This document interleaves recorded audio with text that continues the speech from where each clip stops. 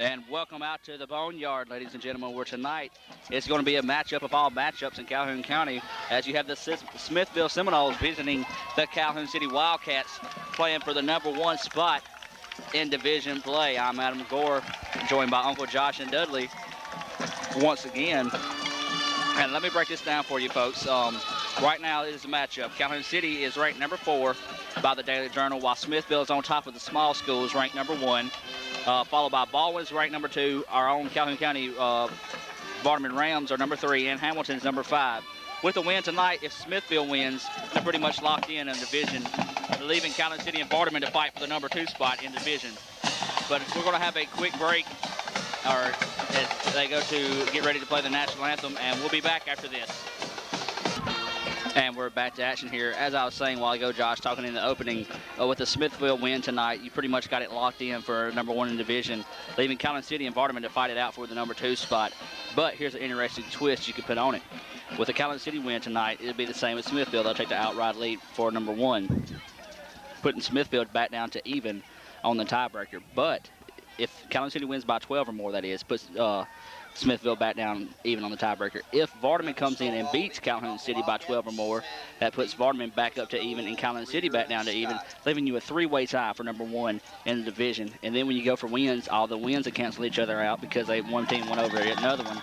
So you have an interesting situation tonight if that happens. But, of course, we got to play this ball game first. We see Calhoun City's ready to kick it off, and there's a good kickoff to about the 15-yard line where the Seminoles pick it up. Trying to break it to the outside. He's got a couple of men to beat. He's got a pretty good hole over there on the 40. He's going to be brought down to about the 38-yard line. That was Scott on the return that time for Smithville. Tackle made by Marcus Hankins. Marcus Hankins on the tackle for the Wildcats. We'll take over 1st and 10 from their own 38-yard line. So, Josh, as I said, tonight this is a huge ball game for Calhoun City just to try to pick up a #1 spot. As we said, Smithville already knocking off Vardaman in division. Absolutely. You know, you're a coach. You know, you prepare all week for this game. You know, you firing up your boys. You know, you tell them we got to win this game tonight. Of course, this is the biggest ball game in the area, especially in 1A. There's a give to the second man through, rather, and there's a stop in the backfield. That's going to be Scott on the give. We're going to give Randall Stovall the credit for the tackle. And, Josh, that's one thing Calhoun City's really relied on. They're on a 4-game winning streak as they lost the first 2 ball games. But right now, Calhoun City really plays off a lot of their defense. Absolutely. You know, they have a good, strong defense, quickness and speed, you know, and that's something you need right now. Of course, across the way, you have the Smithville Faithfuls. They pack the house across the way. Sort of a slight crowd here for Calhoun City, but it should be getting bigger as the night continues. And back to pass is now Smithville. You got a man in moat. And that was throwing to nobody that time. And Calhoun City's defense, once again, all over is number 32. That time, putting on the pressure, is going to be T. Armstrong. So T. Armstrong that time getting in there. So it's 3rd down, and we'll call it 10 to go for the Seminoles. So Calhoun City defense stepping up big here in the first possession of the ball game. Adam, I believe the coaches for Calhoun City was wanting intentional grounding there, but you know, of course it is. You know, you got to, as long as you're out of the pocket, you know, it don't matter if you can throw it away like that, and it's not intentional grounding. Absolutely. It looks like the officials may have called something against Calhoun City. I did not see what that was called.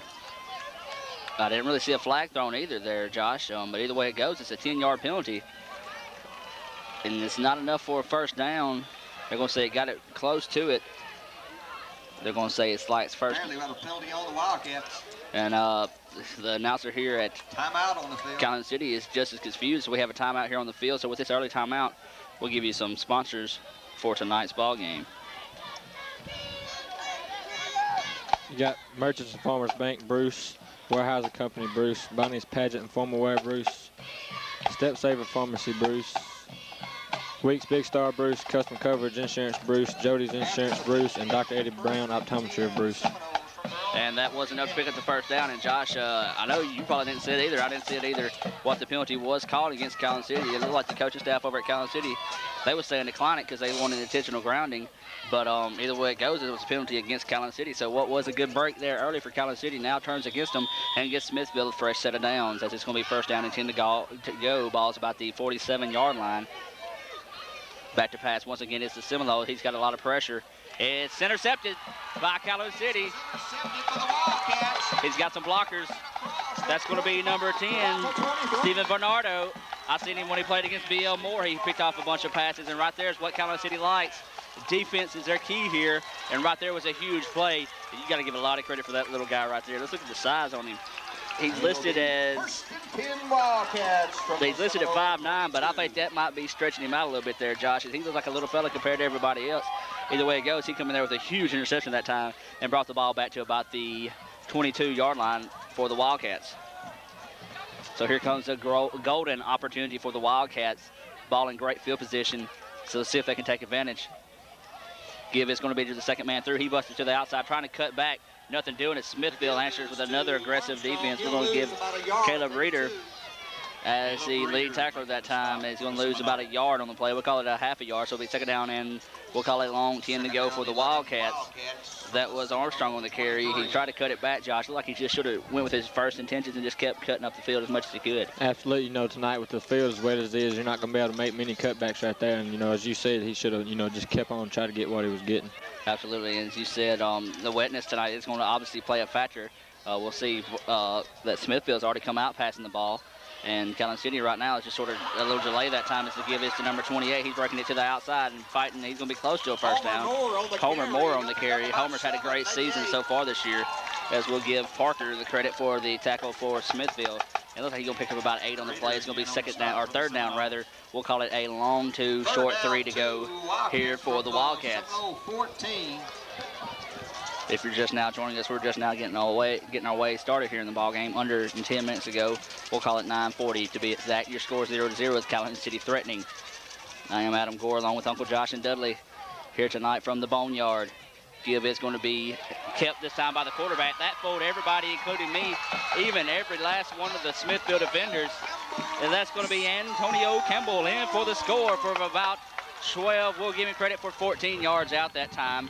No flags on the play, so put 6 on the board. That was a good call, or a good fake that time, really, by Calhoun City. Smithville secondary was frozen trying to figure out who had the ball. Absolutely. You know, they went with I reckon that was a designed option play right there. And Adam, you know, they just faked the handoff, and then Campbell just kept the ball, and that was a great play call by Coach Ray there. Absolutely. He knows what you want to. He put that ball right in the breadbasket of the running back that time. And that's the one that took all the punishment. He got it popped at the line, but either way it goes, it puts 6 points on the board. The kick is up. The extra point is up. And it's good. And I tell you what, one thing you don't want under this Calhoun City is a lot of momentum. They got a lot of it going and a lot of enthusiasm. You see people, fans, and players jumping around. With that, we'll take a break, and we'll be back after this. And we're back, as you see, Calhoun City ready to kick things off again after the interception, and about 45 seconds to a minute later, they've got 7 points on the board, and here we go. The kick once again is a good one. It's back to about the 13-yard line, where Scott returns it for Smithville. He's running sideways, and Josh, I don't know about you, but you can't pick up a lot of yardage running in that direction. Carlos Wright making a stop for the Wildcats. Carlos Wright on the tackle that time for the Wildcats. So once again, they're going to start off about the same place they started off a while ago. Ball is at about the 22-yard line for Smithville. 7-yard line. Or correct that, 27 rather. I got my lines mixed up there. So it's first down and 10 to go here for Smithville. So we'll see how more aggressive Calhoun City's defense is after that big interception that led to their first score of the ball game. See how less apt that Smithville might be to pass this time and keep it on the ground. They have a man in motion. Give it to the only man in the backfield. There's Calhoun City on the hit. That time is going to be we're going to be Parker on the carry. That's going to be Sykes on the tackle. Gain of about a yard. We'll give him second down, a long 9 to go here for Smithville. As you hear, Calhoun City band's fired up, trying to get their players to keep that momentum rolling. Second down and 9 to go here for the Seminoles. Man in motion coming towards your screen. Give is going to be the only man in the backfield. He stuttered up that time. Big hit that time. Give credit to Bernardo for the tackle, along with Sykes. Or Barnado, correct me, is how you pronounce that name correctly. Either way it goes, he's a little man, but he's been all over the field tonight, Josh. And he's done a good job, especially with that first interception. Absolutely. That's, you know, as you want to come out in a big game like this, you want to come out and play, you know, an extra 110%, you know, and he's already had a couple tackles already, and like you mentioned, that big interception they had to convert for the touchdown. Third down and 8 to go here for Smithville, so it's possession down. Man in motion running away from you as you're watching at home. Back to pass. He's going to air this one out to the sidelines. Hey, buddy, you caught it, but you know what? You can't catch it out of bounds. Out of bounds, incomplete. So pass is incomplete. 4th down and 8. So Josh, here it is early. Calhoun City's defense stepping up and possibly forcing a punt. I'll get it out here in a minute as we have just over 8 minutes to go in your first quarter of action. So Calhoun City's defense is getting it done.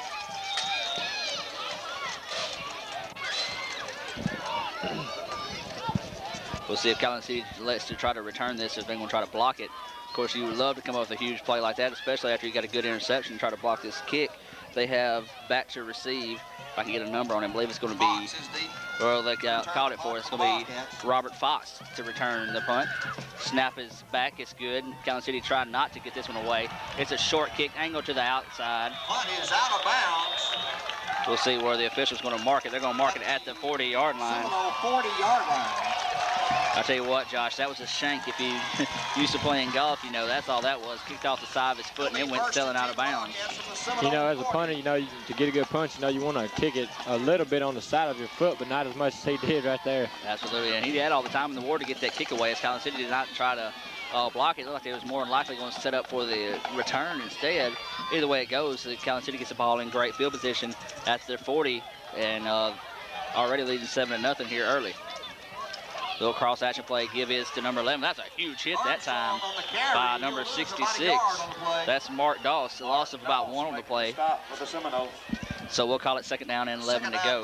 That was a huge shot that time, Josh. Absolutely. You know, as a defense right there, you know, you come up and make the big stop right there, and they did that. So here we go. It's going to be 2nd down and 11 to go. Robert Fox playing into the play for the Wildcats. I'd like to remind everybody to go by and thank the sponsors you're seeing on commercials as we'll read to you tonight for this ball game, a huge ball game in 1A. Of course, you know, Barterman's at Walnut, so they should have a pretty easy time there. But they might have their hands full because you know they're going to have an extra eye out watching this game, especially tonight.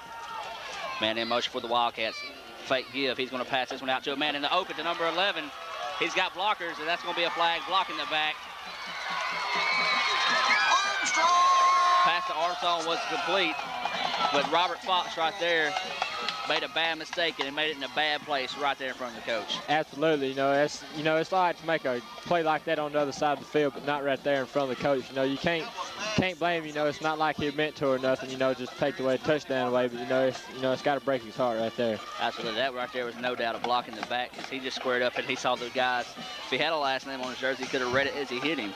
We have clipping. Clipping is going to be the call, so it's going to back him up. I think is in the 15-yard penalty. Yeah.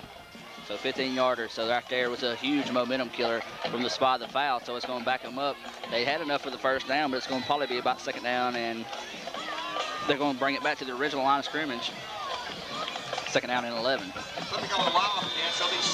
So after a pickup of 15 and the touchdown, penalty brings it back 15. So they're basically starting over from scratch. I think they go from the spot, 15 yards from the spot of the foul. Absolutely, that is the case. So here we go one more time. That was a great play by Calhoun City.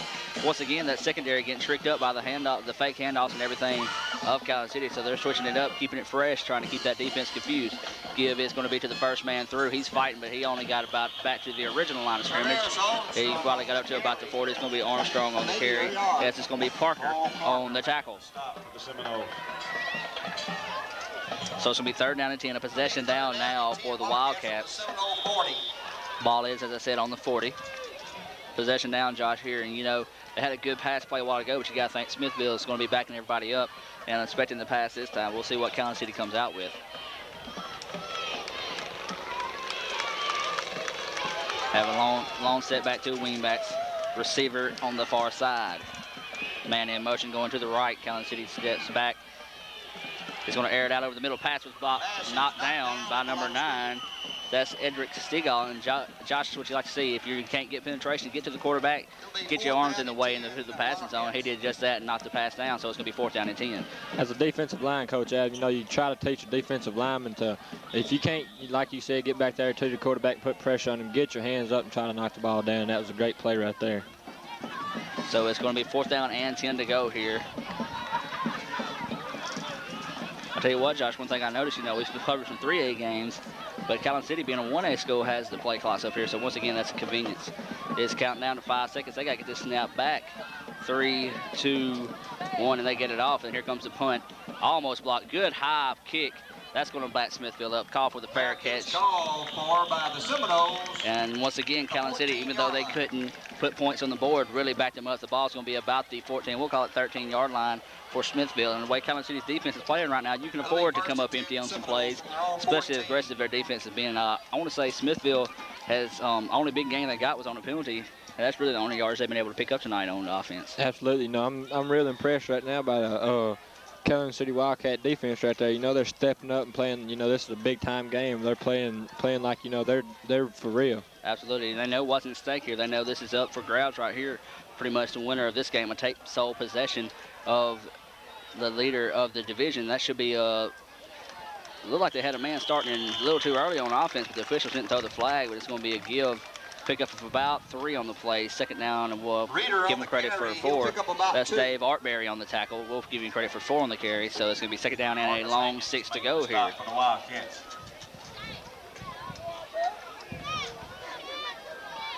So Josh, this Smithville team did something out of the ordinary when they played Vardaman. They're known for their high-powered get-it-and-go offense. And that game against Vardaman, they really did the opposite and just held the ball the whole night. As you see, there's a give to the outside. Calhoun City rode that one down quick as he got to the 20-yard line. Picked up about 1, as that's going to be Reeder on the carry once again. And Wright on the tackle. But as I was saying, I know for sure, as I was listening to the coaches show on my way back from the Houston and Itawamba game, that Smithville held the ball, I know, for one possession for just about a whole quarter, if not a half a quarter. And that's really, they just turned the cold there and got a lot of momentum on their side. But right now, Calhoun City's saying, hey, you know, you might have beat Vardaman, but you got to come play when you come to the Boneyard. So it's going to be third down. We'll call it 5 to go here for Smithville. Possession down, man in motion, running to the right. Give is going to be to the second man through. He's got to open it. He's got the first down as he gets the ball out to about the 25-yard line. So that is going to be the first down for the Seminoles. That's the first registered first down they've got by them carrying the ball. The last one was on a penalty that still is yet to be figured out what that call was. So it's going to be first down and 10 to go here for the Smithville Seminoles.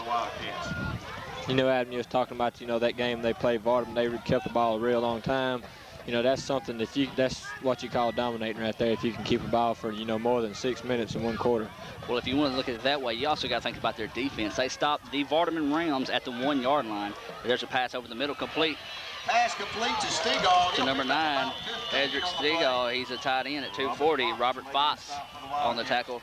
But how many teams do you know that can say they stopped Vardaman from scoring, but stopped them on the 1-yard line? You know, that's something I'd be proud of the whole year right there. You know, some other teams maybe, yeah, we stopped them on the 1-yard line, but you know, the Vardaman Rams, you know, that's something very, very few teams ever do. Absolutely. So here it comes, first down and 10 for the Seminoles. Seminoles on the move. Looks like they might have found their rhythm on offense after that pass to Stegall. Picked up yet again another first down. One man in the backfield. Give is to him. He gets hit about the original line of scrimmage. He fights forward for a gain of about, we'll give him credit for a gain of about 5 on the play. That's going to be DeMarcus Hankins on the tackle that time for the Wildcats. Second down, 5. But it's been a pretty good night so far tonight, Josh, besides fighting the bugs here at Calhoun City. The rain, been raining all day, but it's finally like it's going to hail it off. But who knows, it's liable to come back for some more as we have just under the 3.5 mark to go here in the first quarter of action. It's been sort of a slow first quarter, but it's been a pretty good one back and forth. Calhoun City went on the board early in the ballgame. If you're just now joining us, after a Bernardo interception, ran back, and then a minute later, as you see, there's a pass just too far out. For Parker, incomplete. But as I was saying, Bernardo intercepted with a run back of about 30 yards, and a minute later, Calhoun City puts the points on the board, as that's going to be Bernardo on the third down, 5, Seminoles. coverage that last time. So it's going to be third down and 5. Yet again, another possession down here for Seminoles. And Josh, this Smithville team, this the ball might be wet, but we're not going to be afraid to throw this ball. Absolutely. You know, I love come out and watch a team pass and pass. You know, I'm a real big fan of the pass. You know, if a team comes out and do that in the rain, you know, go for it. We have a timeout call by Smithville. We'll take it with them. We'll be back after this. And we're back, third down and 5 to go here for the Seminoles. Seminoles out to pass. There's a flag down. Pass incomplete. So we'll see what the flag is here. It was thrown at the line, sort of in the backfield, and I believe it's going to be holding as Josh motions, and what a huge play if it is for Calhoun City. What do you do, decline it or accept it? And I would decline it if I'm coach. We have preliminary call is holding on the Seminoles. you got to decline this especially after they drop the pass. Holding is declined, so a good job there by Calhoun City. 4th down, and we'll call it 6 to go here for the Seminoles. So you got to make a decision here, punt or go for it. Coach Gore says go for it. In this case, you got to gamble, but I know I'm not going to be agreed with here. I have to disagree with you right here, Adam. You know, you're in your own territory right here. You know, you're almost at the 50, but Calhoun City, you know, they're ahead 7-0. You have to punt the ball. Yeah, but you also got to show this Calhoun City defense you ain't scared of them. Because if Calhoun City knows they're going to make a team like Smithville punt twice in a row, that's going to get them even more pumped up. So you just got to, there's a flag on the play, and it's going to be against Smithville this time. Time has expired on the play clock. Delay of game, Seminoles. You take this one, back them up. 4th down and 10. Now it's 4th down and 10 to go. Now I changed my mind and do punt it this time. That's a smart decision right there, Adam. Of course, you know, the punt they got off last time, this one liable to be up here in our laps, Josh. Or I'm gonna say he's gonna get this one down to the 20. I want to go ahead and predict this as Fox is back. As it's going to be a fake. Look out, what I tell you. You got to go for it. Smithville showing they're not scared of this Calhoun City defense. Parker picked up about 12 on the play. I guess that Smithville Seminoles got a little bit of a scanner over there hearing what I'm saying. As that takes us to the 3-minute mark here. And Smithville did go for it, and that's a huge conversion right there. As Calhoun City right there sort of deflates the momentum they had. It gives more to you as we have 16 seconds on the play clock.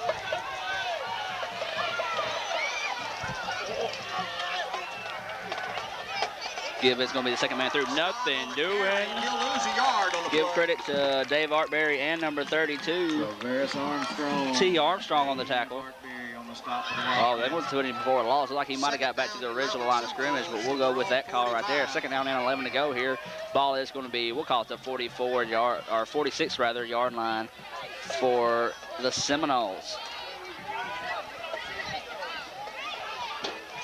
Time is running out here in your first quarter of action. Calhoun City, if you're just now joining us, is leading 7-0 as twisting and turning, fighting, and finally is corralled. As Calhoun City had a chance to stop in the backfield, but gain of about 6 that time as Parker fought for every yard he got that time. So right now, Smithville's trying to put points on the board here. 38. So it's going to be 3rd down, and we'll call it 4 to go here for the Seminoles. This is a big-time ball game here, Josh. You see a lot of coverage. I believe I saw somebody from the Daily Journal. We got WCBI, WTVA. All the people I don't see here is ESPN, but I guess you can call us next to the best thing. Fake give this time is going to roll out the pass. He's looking along the sideline. Breaks one tackle. He's got to get there. He's got to get there in a hurry. He does. McCullough on the keeper that time. He scrambled for his life, I guess you could say, because he had a big man, number 6, I believe it's 64, had a chance to get the sack that time. That was more on the chance. And I tell you what, when he dove, Josh, the quarterback for Smithville that time just turned on the afterburners just enough time. If not, he was going to be hurting for certain. Absolutely. So that is going to be the 1st down for the Seminoles. Seminoles is gambling as that scamper right there, as we said, netted the 1st down with just a minute and a half to go here in your first quarter of action. Ball is going to be about the 38-yard line. Smithville threatening here in the latter part of the first quarter. It only took a few minutes off the clock for Calhoun City to score. There's a pass out in the open. Oh, my goodness. Pass to Carl Parker. Incomplete. And I tell you what, if I'm Parker, I sure don't want to go to that sidelines right now if I was him. Absolutely. You know, Adam, I don't think I'd want to get anywhere near my quarterback. Absolutely, because, I mean, the only thing he could have done different that time is walk down there and hand it to him. He had it in his possession, took a step, bounced off his chest, face mask, arms, top of his head, shoulder, elbow, and hands. Anything he could have touched that time, and he still managed to drop it. Break for the Wildcats. 2nd down and 10 to go. There comes the Wildcats. They had a chance of hitting him in the backfield. As a matter of fact, he still tackled the quarterback. Scott on the carry. He lucky he picked up about 6 on the play. And that's a great job of anticipation that time by number 68 for the Wildcats.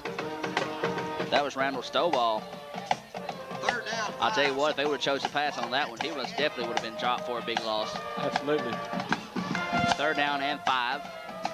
with just a minute to go here in the first. We'll try to run some scores by you as soon as we can get them. Of course, Bruce at Winona, Calhoun Academy at Deer Creek, and Vardaman at Walnut. It's the only county action we got going tonight. Man in motion going towards, I guess you call it the left side. As you see, give is to Scott. He picked up about 3 on the play. That's going to be Hankins on the tackle, rather. Hankins, I got that confused with trying to say tackle. That's probably right there going to pretty much do your first quarter action. We have 30 seconds to go here. It's 4th down and 3. And once again, you do go for it. As I do believe Smithville's just going to let the clock run out. You had 21 seconds on the play clock and about 15 on the game clock. So a good first quarter of action here, Josh. 7-0 is your score. Calhoun City taking advantage of their defense as the clock runs out here. As soon as it does, we'll take you to a break, and we'll be back after this. And we're back to action here, starting your second quarter of action. 4th down and 2 to go here for the Seminoles. Calhoun City defense got to step up huge here, Josh. If they could stop them, how big would that be? Smithville quarterback that time picked up the first down, no doubt of that. That's Calhoun City player. Announcer say it's going to be close, but there's no doubt in my mind he got that first down. He got up just shy of the 20-yard line. Absolutely. You know, when he first started out, you know, I thought they was going to stop him, but he managed, you know, to get around one defender and was able to scramble for the first down. Absolutely. He kept his feet moving. That's what you hear a coach preaching. That just shows once again that if you do it, it will happen. And he did pick up the first down that time. First down and 10.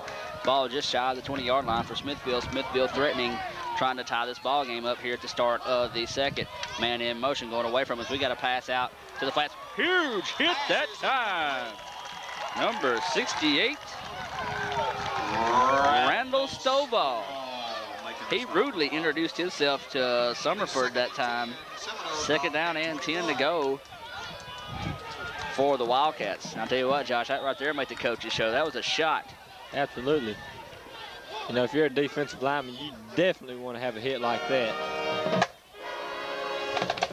So here we go, 2nd down and 10 to go. I bet you Randall Stovall right now saying, come on, try it again. Smithville coming up to the line slowly this time. They got 7 seconds to get the play off. One man offset in the backfield. Man in motion coming towards the camera. Gibb once again is going to be rolling out to pass. Lobbed up over the middle. Oh, man. Had another chance for an interception, but he probably did the wise thing that time by letting it fall, because he really, if he would have been able to pick that one off, I would have been surprised, because he sort of, the field as wet as it is, he wouldn't be able to get under that one. 3rd down and 10 to go here for the Seminoles. We'll keep it here, Josh, and I'll let you read some more of our sponsors. Got Merchants and Farmers Bank, Bruce, Warehouse and Company, Bruce, Bonnie's Pageant and Formal Wear, Bruce, Step Saver Pharmacy, Bruce, Weeks, Big Star, Bruce, Custom Coverage, Insurance, Bruce, Jody's Restaurant, Bruce, Dr. Eddie Brown, Optometry, Bruce, Bruce Family Medical Clinic, Bruce, Tri-State Termite and Pest Control, Calhoun City, Kelwood Factory Outlet Store, Calhoun City, Parker Brothers Trucking, Derma, Bancorp South, Bruce and Vardaman, Calhoun Apparel Incorporated, Calhoun City, Kim and Company, Merle Norman, Bruce Furniture Industries, a Klausner Company, Bruce, Hunters Hollow, Oxford, Pilot Wholesale Furniture, Highway 8 between Vardaman and Houston, TDS Telecom on the Square in Calhoun City. Good job, Josh. I have taught you well once again. Yes, you have. As we're back to action here, 3rd down and 10 for the Seminoles, and no doubt of possession down here. Calhoun City wants to come up with a huge play. They've tried 2 back-to-back passes. It's been broken up, and one of them was a sack, or not really a sack, as he's going to be rolling back to pass once again, feeling some pressure over the middle. Intended for number 45, Wesley Scott. Pass was incomplete, so it's going to be 4th down and 10. I don't know if they have a field goal kicker or not. Adam, if I'm the coach, you know, you have to put points on the board right here. Yeah, but it looks like they're going to let you stay on offense. Not many schools in 1A have the luxury of having a good field goal kicker to be that accurate from that far out, with the exception of Vardaman, of course, with Guerrero. I think Smithville's doing a wise choice here. They look like they're going to go for it.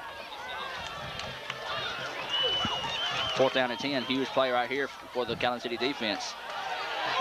Big hit. Intercepted by Fox. Fox has got a lot of green in front of him. He's got to hurry. He's to the 50, to the 40, to the 30, the 20, the 10. Nobody around him. He's gone home. But we got a flag down.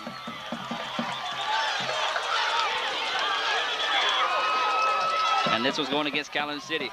Bring it back all the way back, and that right there, you're going to be tired, but that right there is like slapping you in the face after you take it that far, Josh. Absolutely, that's something, you know, I reckon you can say whenever they had that, Calhoun City had that touchdown pass earlier a while ago, and Fox made that penalty, you know, that's just the way it happens.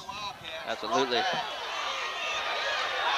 So this one is coming back, much to the Calhoun City fans' unliking, as you hear it here. The traditional booing. I believe that right there is once again going to be a block in the back, Josh. I'm not for sure.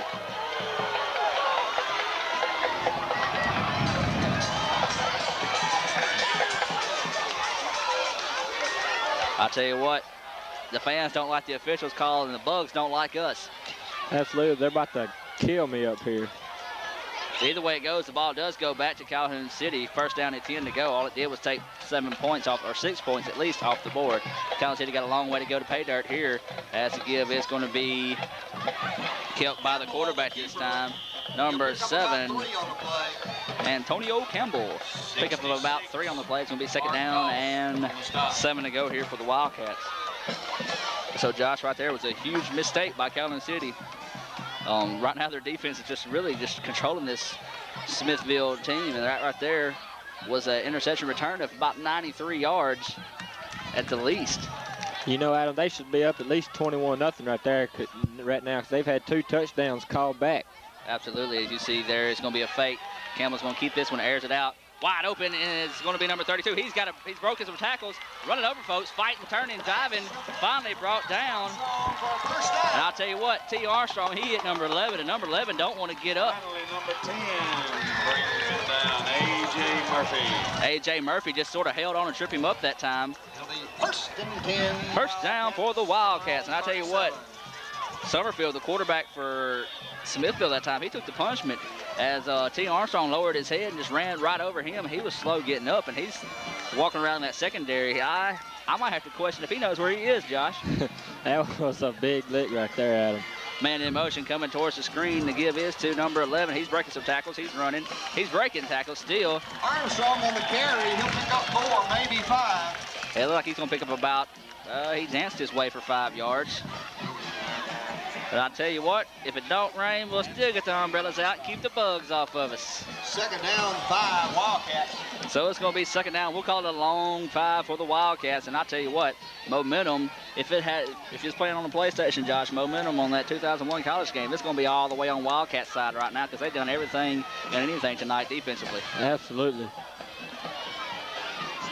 Keeper by Campbell. And I'll tell you what, I want to mark my word here, people, you're listening at home. If you're taping this, when this was over, go back and watch this play. They had a guy that had Campbell locked up in the backfield. Thought the first guy through had the ball. Campbell held on to it just long enough and was able to still to run to pick up about 2 on the play. Third down, 4. Adam, he had his, like you said, he had his hands all around him, and then he just all of a sudden let go. That was funny right there. I'll tell you what, Calhoun City's worked that fake to a charm as he only picked up 2 that time, but either way it goes, third down and 4 to go here for Calhoun City. Third possession down to keep this drive alive. But as you said, the score right now, not counting penalties, would be 21-0. And if you got to think if you're the Wildcats, you've already had a chance to put 2 points on the board. That's going to come. You have to think that might come back and haunt you late in this ball game. Absolutely. You know, with a team like Smithville, you know, you don't want to have too many mistakes that can cost you the game. Absolutely. You know, this is a good Smithville team, also a good Calhoun City Wildcats team. But as you said, you don't want to let a team like Smithville hang around when you got a chance to put them away. We have a timeout. We'll keep it here. We'll talk about some more action going on. Calhoun Academy is looking for their first win of this very disappointing season, especially considering the talent they have at CA this year as they travel in division play at Deer Creek. I would like to see Calhoun Academy come home with a win, but Josh, just due to injuries and suspension of a player, you know, I have to look. My prediction, Calhoun Academy rather, probably going to continue their ways with bringing home an 0-7 record. But hopefully, you know, I hope I'm wrong on that one. Bruce, with a newfound life after that Water Valley game, is on the road at Winona trying to keep their DM playoff hopes alive. And I look for, as the ball pops loose. And I believe it's Smithville's ball. So right there after the interception, and we'll give credit to number 14, Parker, with the recovery there, and I missed it. But right there was a huge play by the defense of Smithville. And Josh, as we said, you can't let these Seminoles hang around. Absolutely. We were just talking about right there, you don't want to let too many mistakes, don't want to have too many mistakes against a team like Smithville. And, as soon as we said that, the very next play, they come out and had a fumble. But as I was saying, Bruce is at Winona. You can ask this Calhoun City players how good the running back for Winona is. They'll say over 200 yards worth of good, because whenever Flowers came to the Boneyard, he ran all over the place with, I believe, 240-something yards rushing. As now Smithville's ball with pretty good position. Give it to the second man through. This time he's breaking some tackles. He's hitting the sidelines. He's going to be close to a first down. I believe he's going to pick up about 8 on the play. It's going to be a long 1 or short 2 to go for the first down. And as we say, Vardaman tonight at Walnut, look for Vardaman to bring one home once again. Wildcat 31. So a lot of good action, division play heating up here, especially in Calhoun City, as I'm Adam Gore, Uncle Josh, and Dudley here bringing you this ball game. This one right now is playing for the outright spot of number 1 position in 1A. And Josh, you have to say, Calhoun City right now has had the upper hand all the way around, defensively and sort of offensively. Absolutely. Give is going to be a keeper by the quarterback. He's going to pick up the first down, or it's going to be close now. They're marking it a little bit further back than I originally thought. It's going to be enough, but that's going to be right on the tackle. First down and 10 to go here for the Seminoles. Look at some more big games. You got your number 15 and number 16 teams in the state facing off for that region. As Shannon's at Hernando. You got another big key region matchup as 5-1 overall, 2-0 in the division. Corinth is at New Albany. Of course, Coach King, lineman coach at New Albany, they're with a 3-0 and 5-1 record. Sort of a shocking season out in New Albany. It's going to be a fake handoff, pass out to the flats. Pass is complete to number 45. Scott's tripped up, and he's going to score. Touchdown, Seminoles. And Josh, this is what we talked about. You can't let this Seminoles team hang around long enough. But that pass right there was just enough to get over the top of the defender's hands and in for the completion for a touchdown of about 30 yards.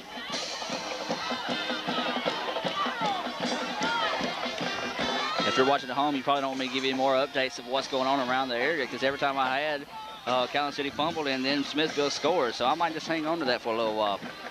Might be a smart decision there, Adam. Snap is back, kick is up, and it's no good. Oh my, that just makes a whole new twist on this story, and that makes things interesting here from the Boneyard, and we'll be back after this. And we're back to action at Smithville now, set to kick off. And Josh, you got to think, that was the key missing right there, that extra point attempt. If Calhoun City puts points on the board, that's going to put Smithville in having to go for 2 on the next time they score. Absolutely. If it comes down to this score at the end of the game, you have to go for 2. There's a kick. It's a good kick. Back to number 5. Picked up about the 10. That's going to be Griffin on the return. He's picking up some blocks. He got jerked back hard. I tell you what, when you're running that fast, Josh, you don't like somebody to grab you by the collar and just jerk you back like that. Absolutely. Adam, this is one of my real good friends right there, Jonathan Griffin. He lives about 3 minutes down the road from me. He runs about a 4.6, and that's pretty fast right there. Like you were saying, you don't want to be jerked down from behind running that fast. Absolutely. That's some of that Big Creek athleticism, I guess you can say. As you did say, that there is going to be returned to about the 30-yard line. First down and 10 to go here for the Wildcats. You got to think Wildcats like to put more points on the board. As we said, they've had chances tonight to be leading in this one at the least, or at the most rather, 21 to 6 now. 2 men in the backfield, 2 receivers split wide. Give is going to be to the first man through. And I'll tell you what, that dude didn't want to go down that time. That's going to be, I believe, Homer Moore. No, it's going to be T. Armstrong. T. Armstrong that time had a big defensive lineman on his back, and he was just carrying him forward. But that's going to be Doss on the stop. Second down and about 10, maybe 11. Second down and 10 and a half. We'll call it a long 10 to go here for the Wildcats. So I guess you can say things have sort of calmed down now, Josh. 2 teams are used to each other now, so we should be in for it's already been a good competitive ball game, but an even tighter competitive ball game here at the 7.5-minute mark to go until halftime. Back in the shotgun. Fake pass out. He's going to air this one out to Fox. Fox runs under it. cuts back across field. Hey, look out, here goes Fox. He could, he is, he's gonna go for 6. Check the field, Josh. I don't see any yellow hankies out. Nope, none whatsoever. No block in the back that time for Mr. Fox. So as soon as we say Calhoun City wants to put points on the board, there they go and do it. 13-6 is your score here. So this is making for a great ball game. You know, Adam, that was a great play right there. You know, they faked a little screen pass right there to Fox. Then he just takes off straight up the field. You know, you couldn't ask for a better pass right there. And of course, with an athlete like Fox, with that kind of speed, can just run under any kind of pass, especially that one sort of lobbed out. But it stood up far enough that Fox just ran under it and did a great job of cutting backfield and making guys miss. So here comes the kick. It's going to be T. Armstrong. Snap is back, it's down. Kick is up, and it's good. Now they're going to say it's no good. No good. I have no idea how that was no good. It looked good from back here, but of course, once again, Josh, I said it every ball game. I'll keep saying this ball game. Say it for me. That's why they're down here and we're up here. Absolutely. Josh stealing words from the book of Gore. And we'll be back after this. And we're back to action here. As the kick is up and it's away. And Josh, as we said a while ago, after that missed kick, that they would have to go for 2. But here's a big return here by Smithville. Scott on the return. It's going to get up around the 50-yard line, but with Calhoun City missing the extra point attempt, that's Hankins on the tackle. But after Calhoun City missed that one, sort of even things out. So now it don't force Smithville to go for 2.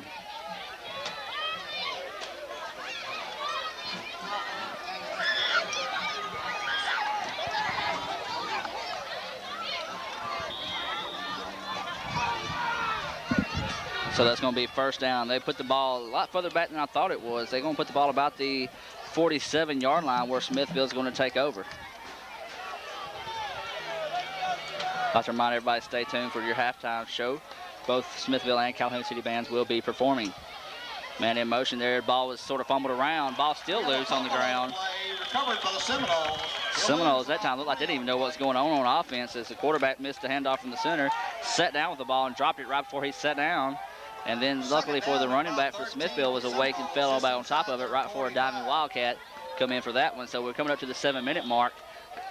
And your score 13-6. Calhoun City ahead. If you're just now joining us, I am Adam Gore, joined by Uncle Josh and my boy Dudley over there on the camera.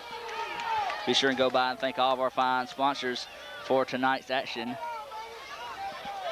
There's a pitch out, a literal pitch out. There's a flag on the play.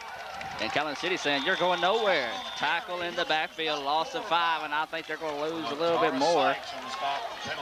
Sykes on the tackle, but we have a flag down. Officials having their powwow here. And I believe, Josh, you're right. You said it was going to go against Calhoun City. But now, who knows? Chop block. Illegal blocking below the waist on the Seminoles. Don't see that called too often there, Josh. I believe that's maybe the second time I've seen that called all year. Maybe the first time, Adam. But way the officials were pointing the first time, it looked like it was going to be against Calhoun City. But of course, Calhoun City is going to decline it after that big loss that time. 2nd down and 15 to go here. Down in about 15. And the sign, there we go. They changed it now. 3rd down and 15 to go for the Seminoles. You know, Josh, at halftime, Seminoles coach is going, I hate to be a fly on the wall, or would love to, as there's a big hit in the backfield. That's going to be Randall Stovall. Stovall is back there every time the ball is back there. What a huge loss there. 4th down and about from here to Bruce to go. We'll call it 4th down and about 22 for the Seminoles. And we're going to punt if I was coaching. Because this Calhoun City team right now has got momentum going defensively. A huge play off the offense. You go in at halftime, you just reevaluate the whole thing and just be glad you're in this ball game 13-6. Adam, if you're Coach Ray, you're telling your defense right now, watch the fake. Absolutely. You tell them to get after that ball, too. You want to block this punt, especially with what kind of momentum you've got going here. And we'll see what Calhoun City elects to do. They're backing guys off now, so they might be setting up for the return. There's a guy back. He's in the way. Calhoun City is rolling. Dave Artberry. And Calhoun City's got to be careful here. They don't get a celebration penalty. There's a lot of players on the field. But I'll tell you what, Josh, Calhoun City's putting on a clinic. And I tell you what, if you're a Vardaman fan watching at home, looking on down the road, you better get shaken. This Calhoun City team's for real tonight. They're proving it against a good Smithville team that basically just ran all over, just basically ruled the Rams last time they played. And as you talked about a while ago, this ball game should have 2 more touchdowns on the board for Calhoun City. And right now, Calhoun City got 5.5 to go. They've got plenty of time to put more points on the board. 13-6 is your score. Calhoun City with every bit of momentum and a little bit of more going on their side. Give is going to be taken down that time by number 72. No gain on the play. Kurt James that time. James making the stop for the And surprisingly, nothing's really going tonight on the ground. Both these defenses got the run summed up. It's really been aired out attack. It's what's been putting points on the board for Calhoun City with interception-wise and putting it in the air for Robert Foster when we run back. So there's been 2 interceptions tonight. One ran back, but canceled it on a blocking the back penalty. Bernardo had a big run back who set up the touchdown for Calhoun City. Bernardo had a chance for another interception, but his feet slipped out from under him. Man in motion. Give this to number 11. He's got some guys to beat. He cuts to the inside, spinning. He gets up to about the 10-yard line. On the carry to the 10. Summerford, the quarterback, on the tackle that time for Smithville. 72. Kurt James making the stop. Timeout for measurement. Timeout called here for a measurement. It's going to be, I believe he's got it for the first down. Don't even bring out the chains. Go ahead and give him the first down. I know for a fact he does.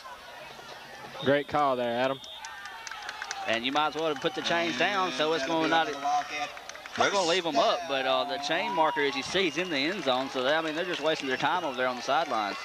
So, here we go. Well, I'll call it first down and goal to go for the Wildcats. 4.5 to go here, going until halftime. Man in motion, running away from the screen. Fake handoff this time, rolls out to the flats. Oh, just off the fingertips.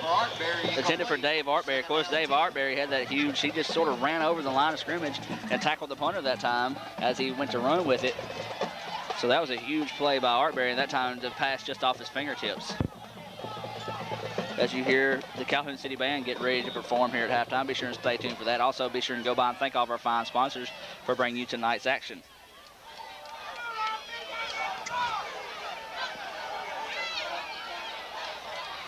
So here it is, 2 men in the backfield, 2 receivers, 1 on each side of the ball.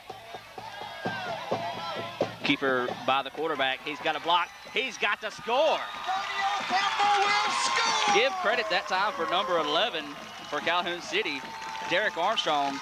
He put the defender that time basically on his back. He was seeing nothing but bugs. There was no stars out whatsoever. We'll say he was seeing the bugs that time as he laid him out. Calhoun City goes up for the score. 19-6 is now your score at the 4-minute mark. And I'm going to have some apologizing to do to some people after this ball game. Things keep going here because I'm not going to lie to you people at home watching this. This is totally shocking me so far here in this ball game for the simple fact that the way Smithville controlled Vardaman and how high-powered Vardaman's been these last few years, I'm expecting Smithville just to come on and roll in this ball game, but Calhoun City's proving me wrong, and they're showing me a lot of good talent here as there's going to be a rollout this time. He's got one man to beat and just ran out of bounds, ran out of the field. As Campbell, that's a good play right there. With Campbell's speed, he can tuck it under, but the extra point attempt is no good. 19-6 is your score. Wildcats in charge. That's understatement, and we'll be back after this. And we're back here with the 4-minute mark. Your score, if you're just now joining us, 19-6. Calhoun City in charge. As it kicks back, and it's a fairly good kick down to about the 15. Scott on the carry. Scott on the return that time. Tackle made that time by Fletcher for the Wildcats. Number 18. Or check that, that's going to be 18, Bray Edwards on the stop. It'll be 1st and 10 Seminoles. First down, 10 to go for Seminoles. 4 minutes left to go here, and Seminoles got to hold on to the ball. Because with 4 minutes, that's plenty of time for Calhoun City to put more points on the board. It took them, 45 seconds at last score. It took them 45 seconds to first score.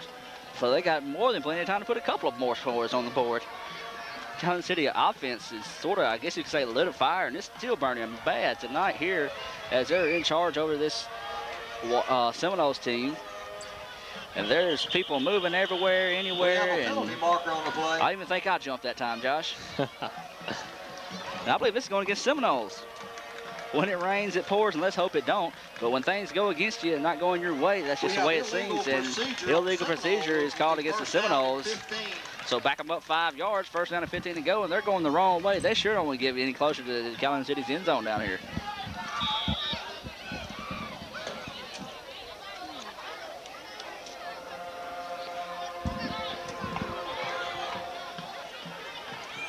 First down and 15. One man in the backfield, man in motion, coming towards the screen. He's going to try to air this one out. Oh! Pass is almost in. I'll tell you what, Josh, if Robert Fox wouldn't have slipped that time, he would have picked that one off, and no doubt, there was nobody but an official in his way, and the official might have tackled him that time. I think Coach would have been upset. But either way it goes, Smithville's not intimidated by this Calhoun City defense, but I'll tell you what, you got to find a way to run this ball against this Calhoun City defense, because right now you cannot pass on them, no doubt. They've had 3 interceptions tonight, or 2 rather, and with they've dropped 3. So right now you've got to find a way just to take and pick up the run. Once again, a bobble snap. This time's handoff, and you ain't going nowhere. There's about 5 black shirts in the backfield that time. Calhoun City's been known for their defense, and right now Smithville's going the wrong way. And Josh, if we had a stat keeper up here, I wouldn't know for sure if Smithville has not got a positive yard yet, total offense. You know, they might have some passing, but, you know, I wouldn't count on it rushing. True that. Even though they've had some big sacks when they did try to pass, so it's going to be close. I wouldn't doubt if they just had in the 20s yards total offense. If that many.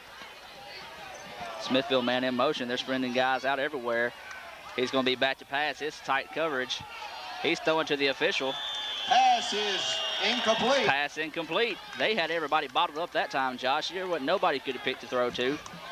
Adam, I reckon he was trying to throw it to the referee. He was the only open man on this side. I'll tell you what, if I was the official, I would have caught it and ran it. I ain't playing. 4th down and 18 for the Seminoles, and you kick this one, you kick it fast, and you kick it far. But you don't really have to kick it far. You just make sure you get the kickoff. You certainly don't want nothing like a while ago to happen. Big Dave Artberry to come back there and tack you for another about a 15-yard loss. I'm pretty sure when that punter come out, he was sort of like, oh, man, we didn't get the first down. Come on, guys. I don't want to see Artberry come after me anymore.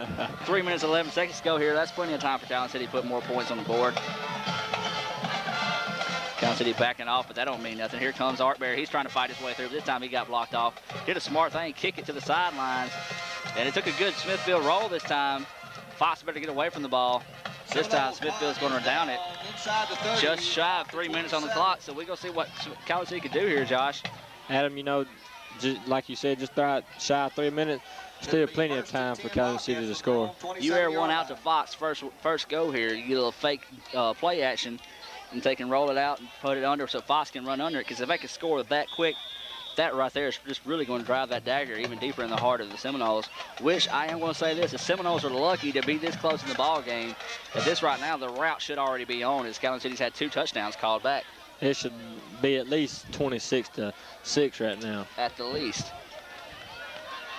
Shotgun formation for the Wildcats. Man in motion running away from the screen. 2 receivers, 1 in the backfield. Campbell's going to keep it. He's cutting up the middle. He's trying to go. Antonio he gets the ball up to about the 30-yard line. Pick up about 3 on the play. Parker on the tackle for the Seminoles. Number 14, Paul Parker, making the stop. So it's going to be 2nd down, and we'll call a 7 to go here for the Wildcats. As they come out in the shotgun, they had everybody spread out, and they faked the handoff, and this time Campbell tucked it under and ran that time. But you take the way your defense is playing, that gives your offense more chance than Campbell to come up with big plays, Josh. Absolutely. No, you bring out some of the tricks, you know, something you practice, you know, when you're up real big. And, you know, they have a pretty comfortable lead right now. And, you know, do you want to try it or, you know, play conservative and, you know, keep this lead? That's the key thing right now for Coach Ray is keep his guys pumped up going into halftime. Penalty marker flies. Delay of game against the offense. I didn't see that, Josh. I thought they got it off it too, but either way it goes, the officials called it. You want to say it? I think we'll hold it on for later this time. But it's going to be 2nd down and 13 to go now. But right now, as I'm saying for Coach Ray, you know, your guys they're going to be so fired up going into the locker room. I mean, it's going to be rowdy up in there. But you just got to keep your guys up. Say, hey, listen, this game ain't won yet. We put 19 points on the board in that first half of action, if not more. They could come out and do the same, if not more. So you got to come out and keep the same intensity on the field. I wouldn't take the guys in at halftime. I'd just leave them out here. So right now, once again, another flag down the play, and I think We have a penalty marker on the play. might have been another delay of game. I'm not for sure. The play clock sits at 25.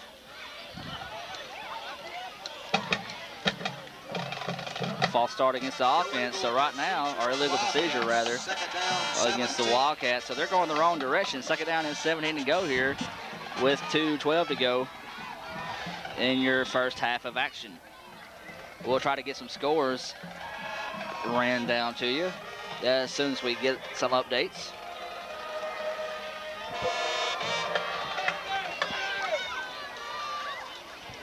So second down and 17 now for the Wildcats. Man in motion, running away from the screen. There we go. We got him in the open. Oh, my goodness. Ha! Oh, man, he just made somebody look stupid.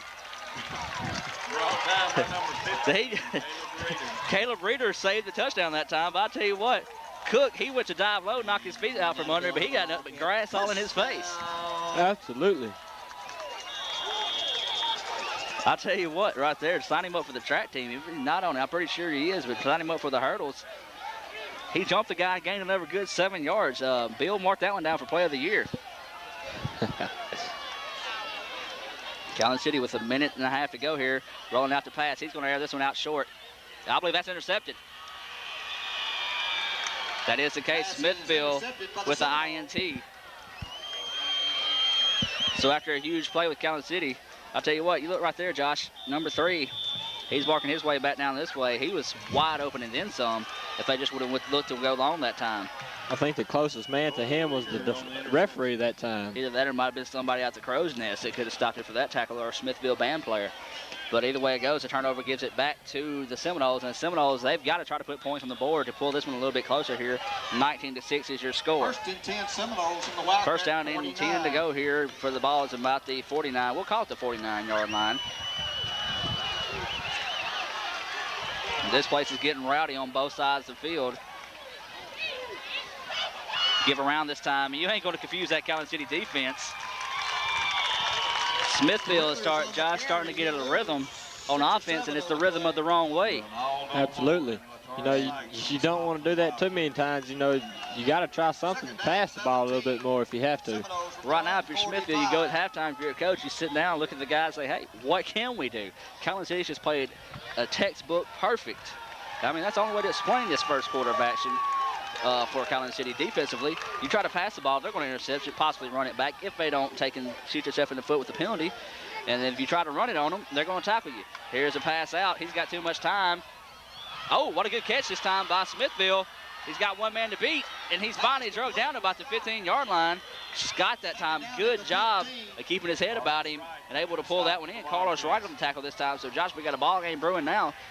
Smithville threatening to put points on the board with here 54 seconds to go until the half.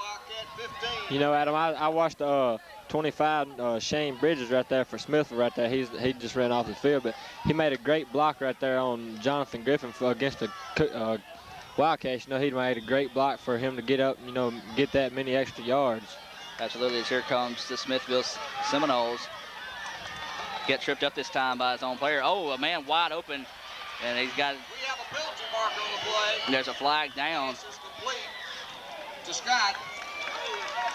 I believe this is going to go against Calhoun City. I believe it might be roughing the passer. I wouldn't call that roughing the passer. Holding against Smithville. Correct us. I'm glad we was wrong that time, Josh. As finally Smithville gets the penalty as they've been going against Calhoun City all night. So that's going to back them up after that huge play that time. Back them up, Coach Ray says, and that's what they're going to do. With 40 seconds to go here, Smithville's got to start airing it out, trying to get in the end zone because this Calhoun City defense is unrelentless. And that's going to be a 10-yarder too. First down and 20. Speaking of the Wildcat defense unrelentless, sort of like these bugs we're trying to fight up here. Absolutely. I done finally got tired of trying to fight them. I want to try to drive these bugs into enjoying the game here. As a man in motion coming towards the screen, he's going to try to roll out and pass this one out in the flats. That was great defending that time. Smithfield's wanting pass interference, but no way. That was a good job of defending that time as both men had the right for the ball. It's sort of lobbed up there, rolled it incatchable as you hear the Smithfield fans over there disagreeing with it here. But it's going to be second down and 25 is what they're saying. Yep, call it 25 if you want. I'm going to call it 20. Timeout called by the Wildcats with second down and 25 to go. We'll keep it here and read you some of our sponsors. Merchants and Farmers Bank of Bruce, Weyerhaeuser Company, Bonnie's Pageant and Formal Wear of Bruce, Stepsaver Pharmacy of Bruce, Weeks Big Star, Custom Covers Insurance, Jody's Restaurant, Dr. Eddie Brown Optometry, Bruce Family Medical Clinic, Tri-State Termite and Pest Control in Calhoun City. You can reach those guys at 628-6837, Kelwood Factory Outlet Stores in Calhoun City, Parker Brothers Trucking of Derma, Bank Course South in Bruce and Vardaman, Calhoun Apparel Incorporated of Calhoun City, Kim and Company Merle Norman of Bruce, Bruce Furniture Industries, Ed Claus and their company of Bruce, Hunter's Hollow all the way up in Oxford, Pilot Wholesale Furniture, Highway 8 between Vardaman and Houston, and Telecom on the square right down the road in Calhoun City. And this is a good one, folks, if you're watching it here on W07BN, TV7 Bruce, Calhoun City, and wherever else you can pick it up here. You have got a good ball game brewing here with Adam Gore, Uncle Josh, and Dudley. With 26.7 seconds left to go here, this ball game's been ruled by Calhoun City, but Smithville's got a chance to take and go ahead and make this a close one. There's a fumble on the play. Smithville, I believe, was able to come back with it as the quarterback just fell right back on top of it. I believe Smithville's going to call a timeout here because that was just a wasted play. It's actually lost a yard, so it's going to be third down from here until about the four-way in Bruce to go for a first down, and Smithville calls a timeout. We'll take it with you, and we'll be back after this. And we're back to action here. 19 seconds to go. Calhoun City ahead, 19-6. If you're just now joining us, Calhoun City really been in control of this whole first quarter. Pitch to the outside. It's going to be a halfback pass. He's going to air this one out to the end zone. Pick. Oh, I said it a little too early. Bernardo had a chance to pick that one off, but that stopped the clock with 12.2 seconds to go here. That's going to make it fourth down and a long way to go. Adam, I believe you might want to try to go shotgun here because it doesn't like your lines giving the quarterback enough time back there to throw it. So, you know, I'd try to go shotgun here. Well, I'll tell you what the problem is. Calhoun City is just blowing that offensive line off, and it's sort of tripping the quarterback up as they got some meat up there on the Calhoun City line with Art Berry along with them other players. They're just taking basically just overpowering the offensive line, and we seen it a while ago. They stepped on the quarterback's foot and tripped him up, and it's been like that every play. It's fourth down and a long way to go with 12.2 seconds left on the clock. Big defensive play here for Calhoun City. They're showing blitz. Here comes everybody. They begin to wrap around here. Once again, they're going to try the halfback pass. This time he airs it out a lot deeper. Up. Oh! Pass incomplete. Wildcats take over. I like the Bernardo kid. No doubt he's going to be on my TV7 All-Area team list here, especially in the secondary. As he broke up two passes in a row. He might be a little man, Josh, but if you don't test him over there, that's two possible interceptions he would drop that time. Absolutely. And, you know, I believe they could have called a little bit of offensive pass interference right there because they held his arm. Absolutely. And Smithville, coach on the other side's trying to get on the favor of the referee here, trying to say, hey, that's defensive pass interference. If I'm a referee, you laugh at him and say, hey, listen, you got to suck it up and play, buddy, because Calhoun City, they're doing everything right on defense.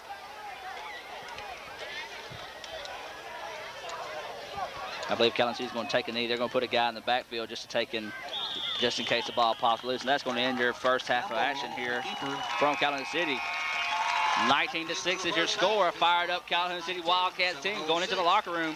See if they can bring out that same intensity here from the second half. We'll be back after this. And we're back to action here from the Boneyard in Calhoun City. Your score is 19-6. We have an update. First quarter of action, your score is 0-0. Bruce and Winona. So that was a close one there. And in the end of the first half, a shocker, 28-0. Sort of shocking that it's actually that low. Vardaman over Walnut. So we're ready to start things off here in the second quarter of action. 19-6 is your score. If you're just now joining us, I'm Adam Gore along with Uncle Josh and Dudley here from the Boneyard. Kick is taking it about the 16 is Griffin. Griffin using that good speed, but he got knocked down that time by number 18 for the Smithville Seminoles, Matthew Ivey.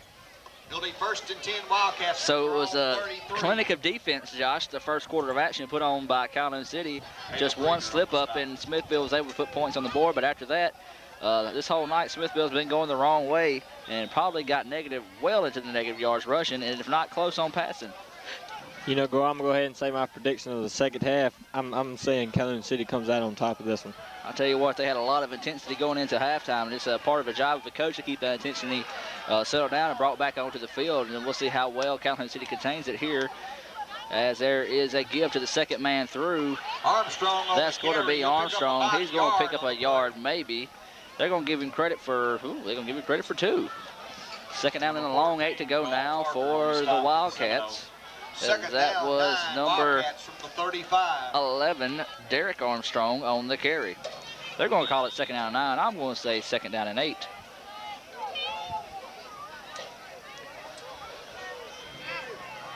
So this is really somewhat what some people expected, total opposite of what some people expected. But Josh, really and truly, this score right now should be at least have at least 12 more points on the board. Armstrong as now Smithville's defense is coming alive and killing that run, which has been the story really for the first half for both teams. Nobody can get a lot of yards rushing except for that one huge play by Calhoun City where Armstrong hurdled the guy. But that's only been the big run tonight for both teams. Absolutely. You know, they've played both, you know, real good defense, rushing defense. You know, you want to keep that up this half. You know, maybe force a pass some more. You know, maybe force a few interceptions. Right now, if you're Calhoun City, you don't want to play, hey, let's sit on the ball, let time run out. You want to keep that same intensity up and prove a point. You know, hey, y'all overlooked us in 1A. You know, some people said that they would give a run, but that was due to lack of competition, is what some people were saying. There's a twisting tackle that time. Campbell tackled in the loss that time by number 9. That's Edric Stegall. But a lot of people, you know, sort of wrote Calhoun City in as his third place team. But right now, Calhoun City's proven to say, hey, this 1A could be just as easily ours as it can be Smithville or Vardaman. Absolutely. You know, you're speaking, you know, they just write them in for third place. You know, they're battling for first right now. Absolutely. And as we said, if the score ended now, that would put Smithville back down to even and pretty much give them second place in the division, as they did hold a win over Vardaman. The snap is back, the punt is up and it's away. It's a spiraling, wobbling kick. Hits it out of bounds at about the 28-yard line. Armstrong's punt out of bounds. But they're going to mark it at the 39 is where they said it crossed the plane at. So that's where the Smithville Seminoles will take over.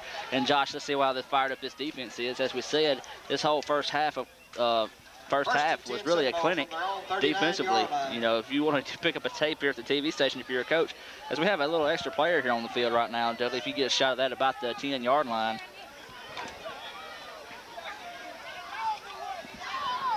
As you see there, we're going to try to get him off the field. There we go. I guess, Josh, that's the Smithville plan, to pick up an extra player and see if they can't distract Calhoun City defensively. But either way it goes, first down and 10 to go here for the Seminoles. Man in motion coming to your living room. There's a fake handoff, give to the second man through. He's twisting, turning. He's fighting his way. He's going to pick up about 3 on the play. We'll call it second down and 7 now after that play. Calhoun City's still getting guys in the backfield, Josh. And, you know, they're doing a good job. They just there and just watch that center. As soon as he makes a hand movement with that snap the football, they're going.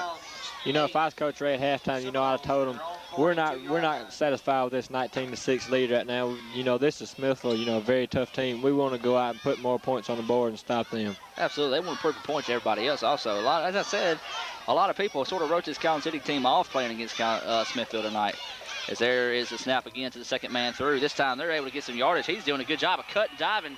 Finally picks up the first down. Inside the Wildcat 45. What a play that time, Josh, is a pickup of, we'll call it about 16 on the play. Hankins once again on the tackle tonight for the Wildcats. So, Josh, we said that, you know, they want to find something else to do besides passing the ball, because the secondary has really sort of wrapped up the pass.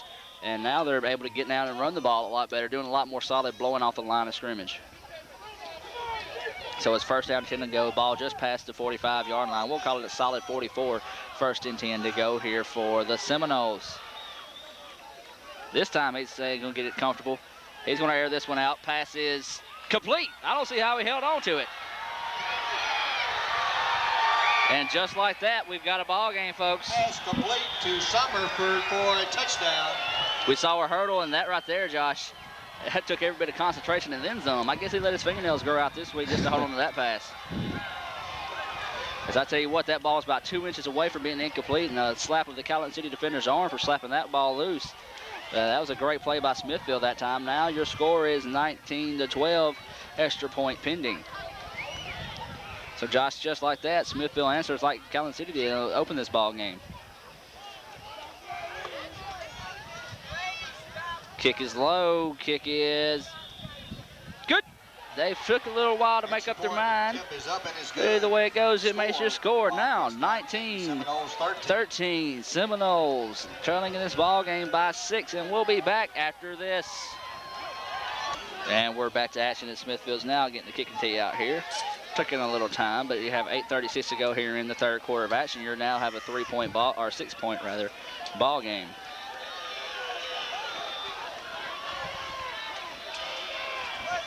You know, if you are a Vardaman fan, you sort of have to be pulling for Calhoun City in this situation to win by more than 12 if they do win. There's a, I guess you'd call it a kick. He sort of got under. That ball bounced over his head. He better get on top of that. And he does. And that was a good job that time by Griffin. The ball sort of took a funny hop on him, but he did a good job of jumping on top of that one as we have a man down for Calhoun City. He's slowly getting up. He's up now. He's all right.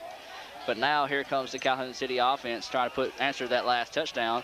Smithville just put on the board. First and 10 Wildcats from their own 23-yard line. And this is another thing Calhoun City wasn't too used to, Josh. They were backed up now in the second quarter as their defense stepped up huge in the whole first quarter. They had pretty good field position starting off each possession. So it's going to be about the 23-yard line. Campbell is your quarterback. Two-man set in the backfield, two receivers split out. Give is going to be to the second man through. He's that time, Josh. You can't do that. Ball pop loose. We have a fumble on the play, recovered by the Seminoles. And Josh, this is what I talked about. You can't let that intensity go. And it looks like now this is a whole different Calhoun City team, as you see players not jumping around and hyped up as they were the whole first half. Now that's the second fumble recovery as Smithville picked it up, and here's advantage for Smithville to tie this ball game up, if not go up by 1. You know, this is something you don't want to do right here, Adam. You know, you don't want to get this Smithville team fired up. You know, they're a very dangerous team. Absolutely. Now, Calhoun City's defense has got to step up huge here. Snap back, give it to the second man through. He breaks it to the outside. He's got the first down, and he was knocked out of bounds at about the 5-yard line. And that's what we didn't see there, Josh, in the first quarter of action. Or first half of action, rather. Calhoun City had 4 or 5 guys in that backfield each time. This time, Smithville doing a lot of better job on that offensive line, taking to open up the hole for the running back. You know, right there, Adam, I was looking, you know, when he got that handoff, it seemed like, you know, as soon as he got the handoff, he was already to the line. Absolutely. You know, that's the one thing the coach said. Say, hey, look, don't wait for the hole to develop. You go where the hole is supposed to be, and you go fast. First down and goal here for Smithville. Give once again, second man through, same route. He's going to twist and turn, and down close to the goal. No. They're going to say he was just stopped. I tell you what, Josh, where that yard marker is over there on the sidelines. Second down and goal. You can't get any closer than that without picking up 6. Ball is inside the 1-yard line for Smithville. So you just look for a no count snap to the center, fall into the end zone. But you look who's sitting in front of that football there, Josh, and that is Big Stovall. And you also have Artberry on right beside him, too. Absolutely. Nope, you ain't going in like that. McCollum on the keeper. No gain on the play. I'm sorry. That's a bad call right there. You don't do that. No, not at all, especially with the front line that Calhoun City's got. You saw the quarterback for Smithville that time. He was just folded up backwards, I guess you could say, as he sort of tried to halfway lean forward into the end zone. If you're going to go, you're going to go up high and over. But those guys are so tall, you ain't going to be able to do that. So here comes another play here. Calhoun City's got to come up huge and stand big here. We'll see if Smithville tries it one more time. This time the option out. Touchdown, Smithville. But I tell you what, that quarterback's down for Smithville because he went down hard and awkward as it sort of twisted his knee. Looked like that's going to be number 12. They switched quarterbacks. That's McCollum. Summerford was running some at quarterback, and now they put in Summerford, he was running some also that first half, so I don't know if they rotate per possession or what, but either way it goes, that did put 6 points on the board, and your score is tied just like that. Smithville comes with 2 quick scores here with just at the 7-minute mark in the third quarter of action. The snap is high, the kick is up. No good. That kick was blocked. No good. By Stephen Bernardo. Score, Wildcats 19. Varnado, I'll get it right. Either way it goes, I like the kid. He's an intensive little guy playing strong defense. And we'll take a break. We'll be back after this. And we're back, as we said, just like that 7 minutes ago here in the third quarter. Your score is now tied 19-19. Totally different score here in the Boneyard. The kick back. This was a better one this time. It's going to go to Robert Fox. Fox lets it roll, and it's going to roll it to the end zone, so they're going to start the 20. And right now, what was earlier, the momentum was on the side, and everything was going in the way of Calhoun City. Now it's switched over to Smithville's side, so we got to see Calhoun City come up with some big plays and get some fire back into that offense and defense.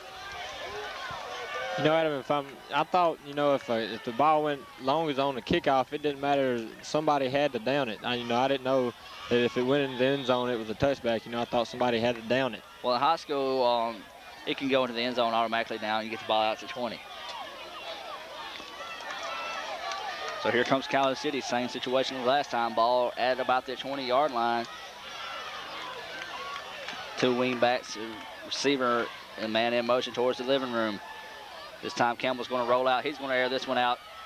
Intercepted by Smithville. Intercepted by the Seminoles.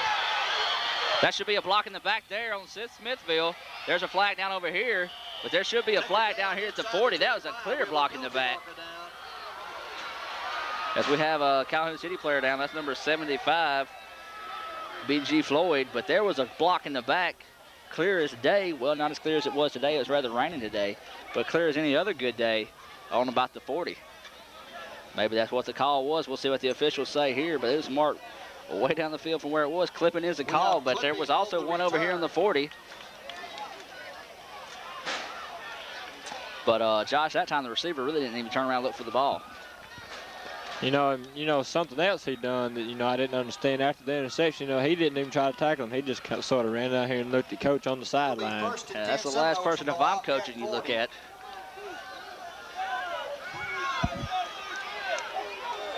So now it's all on the shoulders of Calhoun City. They've got to get some life back in their offense and defense. Right now, this is a totally different Calhoun City team than we saw the first half. Looks like they sort of flip-flopped. Calhoun City went and changed white, and Smithville went to the black. But here comes Calhoun City. There, once again, is a hit in the backfield by Stovall, but couldn't get to the runner quite enough. But this time, that's going to be number 8, Sykes, on the stop. Winona 6, Bruce nothing. And as you heard just then, your score at halftime, Winona 6, Bruce 0. Seminoles from the Wildcat 41.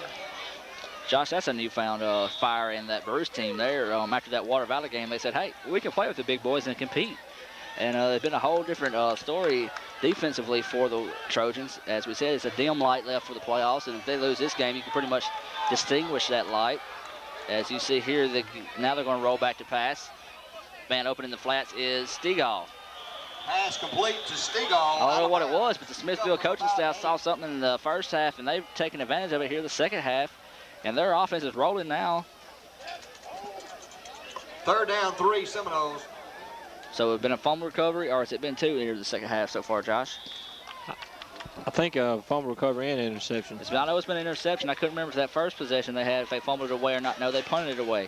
So it has been a fumble recovery and an interception to set up 2 scores, or well, so far set up 1 and see if they can score on this one. They're in excellent field position to take advantage. Let's give this to the first man through. Parker on the carry. He'll pick up about 2. And he wouldn't want to go down that time, as number 8, Sykes, had him wrapped up around the legs, but Parker was still trying to move forward. But nothing doing as he was hit right about the first down marker. We'll see what they're going to go. He had to get to the 30. About a half a yard for the Seminoles from the Wildcat 30. They got 4th down and about the nose of a football to go. They got to get past the 30. The ball is sitting halfway over the 30, so just not enough. We'll call it a yard stripe to go for the first down here for Smithville. And I believe Smithville is going to want to take a timeout. We'll take it with them. We'll be back after this. And we're back to action. 4th down and a sneeze to go here. Oh, we got that's a guy leaving early. We have penalty marker on the play. Speared him that time. Looking like Goldberg was number 4. Hankins on the tackle, but we got a penalty flag as we had a man starting about 3 days early that time before the snap. False illegal motion or false start against the Seminoles. So back them up. So what was 4th down and about a shoelace to go is now 4th down and 5. A solid 5 at that to go here for the Seminoles. So I think Smithville this time is going to elect to punt this one away, as well as their defense has been playing to take and pin Calhoun City way back in their own territory. But Josh, the momentum you got rolling now, but the time clock, or not shot clock, I mean play clock, rather, I'm guessing getting ready for basketball, is down, running down low. The punt's high this time, and he's kicking that one to the playground as it almost went over the fence. Is out of bounds. That was, I think, a punt of about maybe 20 yards there, Adam. So they're going to put that one on about the 24-yard line. Punt is out of bounds at the Wildcat 23. But right now, Josh, Calhoun City's got to find something on offense. They tried to pass the ball. It was intercepted. They tried to run the ball. They fumbled it. So we'll see right now what Calhoun City comes out with in this set. Of course, they're without B.G. Floyd as he was injured on that last interception returned by Smithville, but he's finally up on the sidelines trying to walk it off and try to get back in this ball game.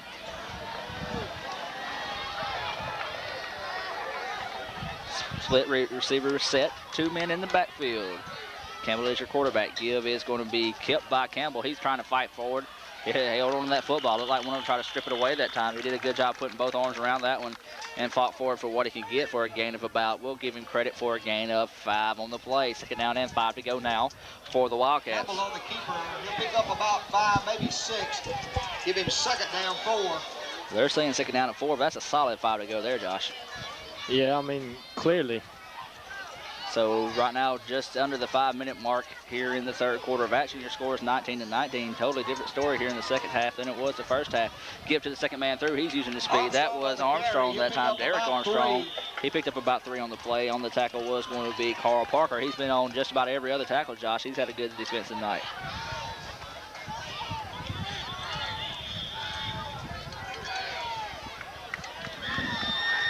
Let's have some guys slowly getting off the field. We got the officials calling a timeout. They say they're going to measure this one. They say, see, we get Dudley to zoom in on the ball. I want to say it's going to be just a little shy there, Josh. You know, Adam, it's real hard to tell here. Well, I'll tell you what, they must have ran the chains in a little sideways, because the way they had the chains set up on the sideline, they had to get past the 35. They're on the 34, but either way it goes, hey, we'll take it. Calhoun City 1st down. Fresh set of downs now for Calhoun City. Same set, 2 receivers, 2 in the backfield. Campbell is your quarterback. Give to the 1st man through. He's going to try to plow his way forward. If you're a lineman in that situation, Josh, you got to get behind your guy and push. You just saw all Calhoun City guys just sitting there watching. I mean, you got all the Smithville guys over there pushing them backwards. Why don't, you know, your guys get up there and try to push him forward? Absolutely, as you said there, on just Calhoun City was just watching the guy. You got to get in behind your guy and push forward too. You know, it ain't fair to say, hey, you're pushing on my guy, so we ain't gonna play that. You got to fight for what yardage you can get, especially in this tight of a ball game for this big of a situation going here, 19-19, with just 3.5 to go here in the 3rd quarter. 2 receivers coming towards your television screen. 2 in the backfield. Campbell is still your quarterback. Man in motion coming towards your living room. Pitch out is going to be to Armstrong. Armstrong tried to cut backfield, but he's wrapped up and tasseled. He fought forward for a gain of about 1 maybe. No gain. Josh, you know, that time I thought he might have wound up and tried to pass that one, but he tried to cut it back upfield. And when you cut that way, you got 3 blockers this way. You don't want to do that. Not at all. You know, I wonder why, you know, why the coach has running back so deep in the field these days. You know, it's like they're almost about 7 yards deep behind the quarterback. You know, it seems like, you know, why have them back so far? You're trying to get yards. Absolutely. And of course, you know, think these days, well, hey, you know, he can get more speed built up the further back he is. If he can get that much speed built up from where he is, you know, that's got to be an advantage. I'll tell you one thing I'm not liking right now, Josh, is this wind blowing in. Because there's only one thing coming with that, is Calhoun City's out to pass. It's a screen pass over the middle. Big shot. by Smithville. That's going to be number 45. As he picked up about a yard or two, that's going to be Wesley Scott. Wesley Scott. He plays fullback on offense. He's a senior. Listed at 180, and that was a shot that time. It's going to be 4th down and 5 to go. And Calhoun City looks like they're going to be forced to punt and about 5 once again.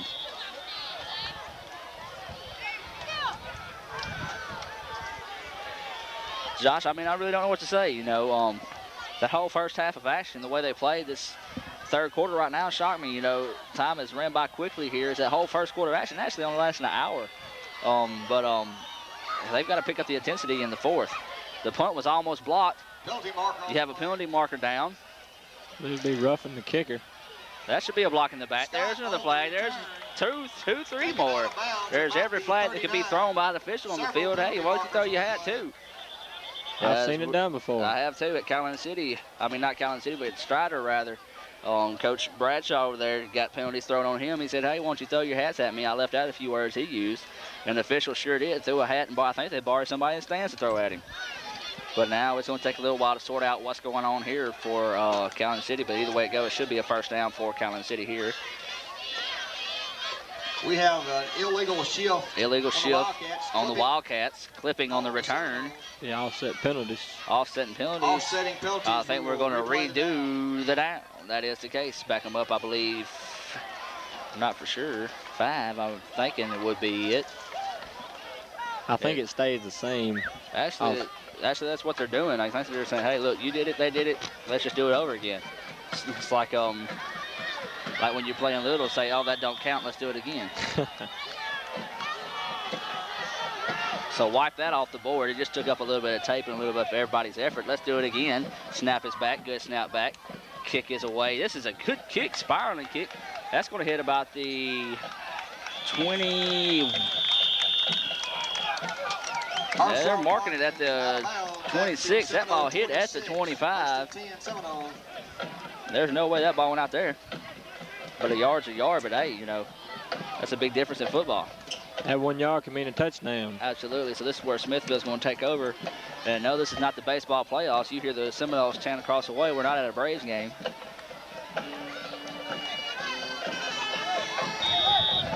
As it's going to be first down and 10 to go here for the Seminoles.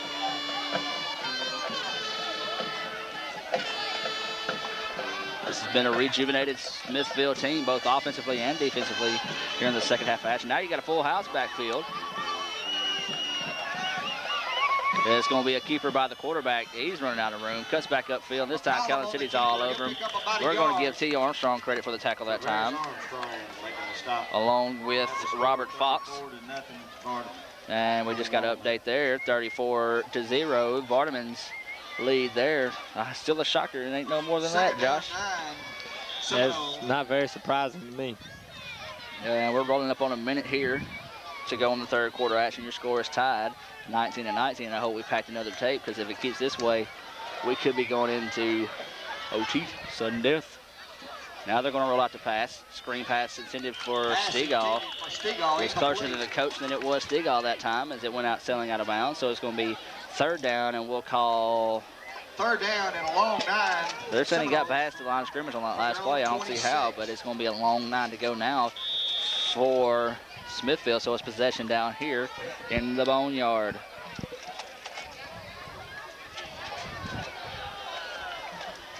Calhoun City needs a huge defensive play just to get some kind of life back into them. See a little air in their lungs here. As you see, snap back. He's going to roll out the pass. He's trying to come to the sidelines. Oh, there's no doubt what's going on there. We have a penalty mark on the play.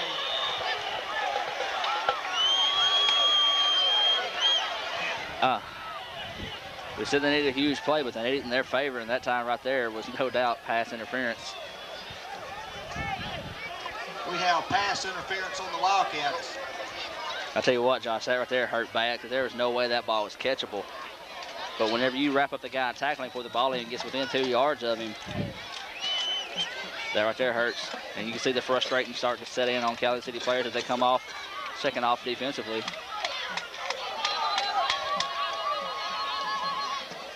As we see there, that just gives an automatic first down for Smithville. So a huge break right there for the Seminoles. It'll be 1st and 10 Seminoles from their own 42. First down, 10 to go. Ball's going to be about the 43-yard line. 42. We'll give them solid 42-yard line.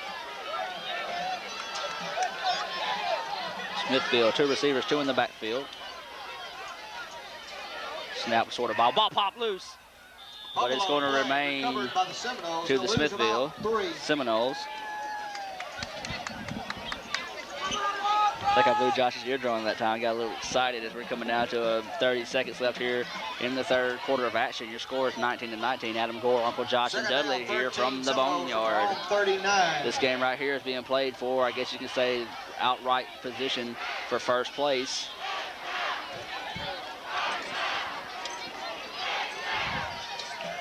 Man in motion coming towards your living room.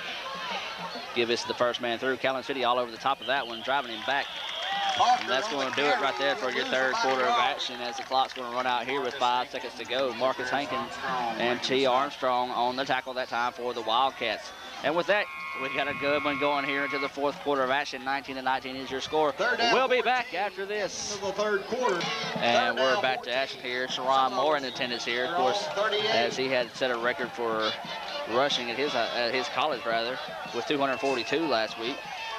Another Calhoun City boy tomorrow going to be pulling the starting position for Alabama. Wortham's going to be starting at linebacker against Ole Miss. We got penalties on the play. I think that's going to be against Calhoun City. Offsides against the defense. Wildcats. Of course, you know, you're going to see that called a lot against an aggressive defense as this Calhoun City team is. Seminole 44.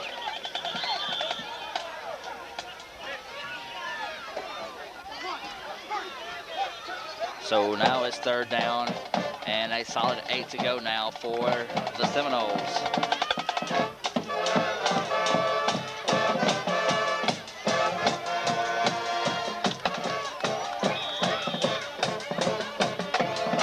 Possession down for the Seminoles. You get the Calhoun City band fired up below us.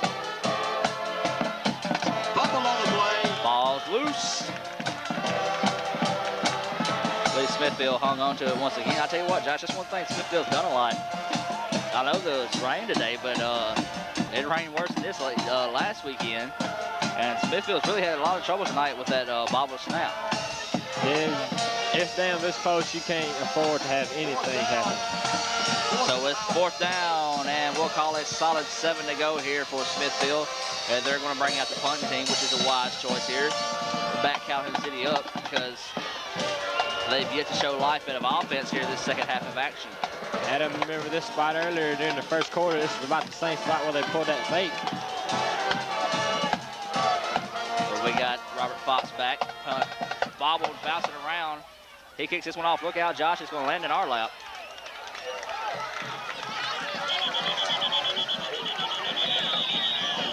And we have a player now for Smithville.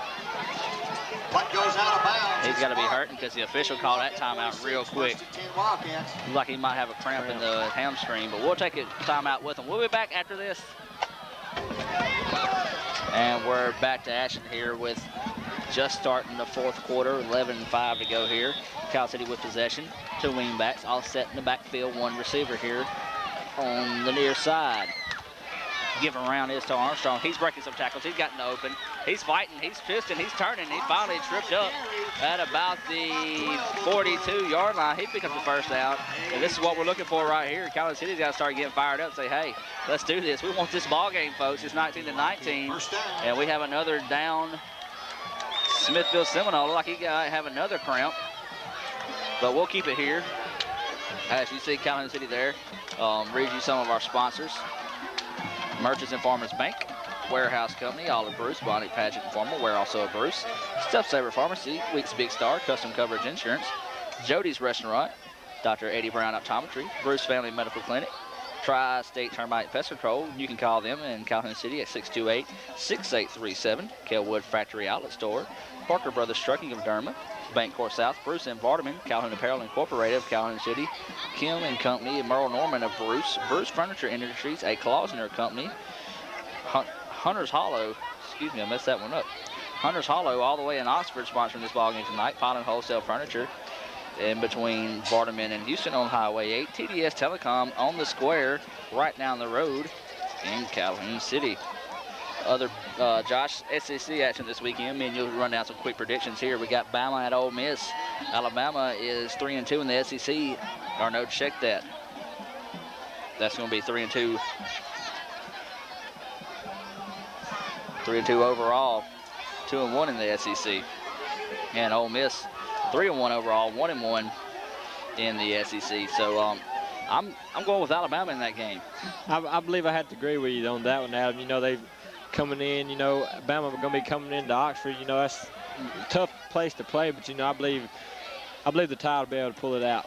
Absolutely. You got South Carolina and Arkansas. I really don't have to ask you about this one. South Carolina all the way. Absolutely. South Carolina, of course, picked number 10 on the TV7 college poll. They're sporting a 5-0 record, 4-0 in the SEC. The other 5-0 team, Florida at Auburn. That should be interesting for a little while. What's your final prediction on that one? Well, in Auburn, I believe I'm going to have to go with Auburn on that one, Adam. I believe I want to disagree with you that tough there. game they played against Tennessee last week, I believe I have to go with Auburn. You being a Tennessee fan, this next team right here interests you. 3-1 overall, Georgia at Vanderbilt. You think they're going to keep winning there? I believe they will. Yeah, because they beat Tennessee, didn't they? Yeah. That's what I was thinking. And we're back to action here before Josh slaps me for picking on him about Tennessee here. And Calhoun City fans getting all fired up and under us. Keeper by Campbell. He's breaking to the outside. He's got great speed. Catch me if you can. Campbell finally ran out of bounds at about the 25-yard line. And, hey, the Calhoun City Wildcats have woke up, Josh. That was a great play right there. You know, looked like, you know, almost a fumble snap right there, and he was able to recover and fake the handoff. Then just good block out there by Artberry, you know, on the defensive end right there. You know, he was just able to cut the corner, you know, pick up about 15, 20 yards. Absolutely. We'll keep this here. LSU, Kentucky. LSU easy. What about you? I got to agree with you. I think MSU will get on the winning ways again here at homecoming against Troy State. What about you? Yeah. Give it around to Armstrong. Armstrong finding the hole. He's got some room. He's going to take this one to the house. Touchdown, Calhoun City. And I'll tell you what, this is something we ain't seen in a while. Calhoun City fans up on their feet. Players jumping around. Everybody's happy here at the 10.5 mark. We even got folks down here, Josh, dancing in the stands. It's going crazy here in the Boneyard. Armstrong for about 25 out. Calhoun City's going to want a timeout. Josh right here, you got to think this one out. Go for two, go for one. What do you do here, buddy? Adam, you have to go for one. At least get 7 points ahead of them. You know, you get 6 and they kick the extra point. You know, they're ahead. You have to go for the extra point here. I agree with you there. You've got to put sure points on the board. They made one tonight, missed one tonight, and missed another one. But that's only because they went in for 2 and ran out of bounds. But as you said here, it's a tough decision now with Calhoun City. But as you said, you've got to put the pressure on Smithville. Go ahead and kick the field goal and say, hey, listen, y'all want this game, y'all go for 2. As I said, this place is getting rowdy. Adam, I feel the floor is shaking underneath us here. Absolutely. Let's hope them PV speakers over there don't fall off, because that would hurt somebody. We won't worry about it. It's Colin and Eugene below them, so we'll just let them fall. I'll play them, boys. I hope it don't fall on you. I feel bad if it did for a little while. So the extra point kick is pending here in the Boneyard.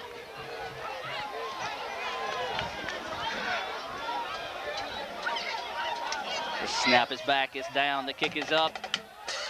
It's It's true. So right there, your score, 26-19 at the 10.5 mark. We'll take a break and be back after this.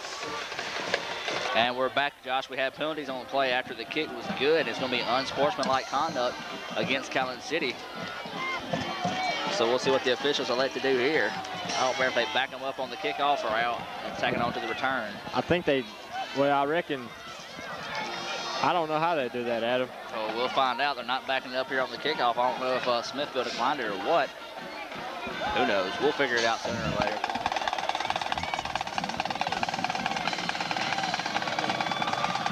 We're set to kick it off here. Calhoun City fans have found a new life, and they're getting rowdy. As you hear the band below us, the kick is back, and it's a good one. He's saying, hey, you want that one, you got to go get it. Rolls into the end zone. It's going to be a touchback. Ball is going to be marked on the 20.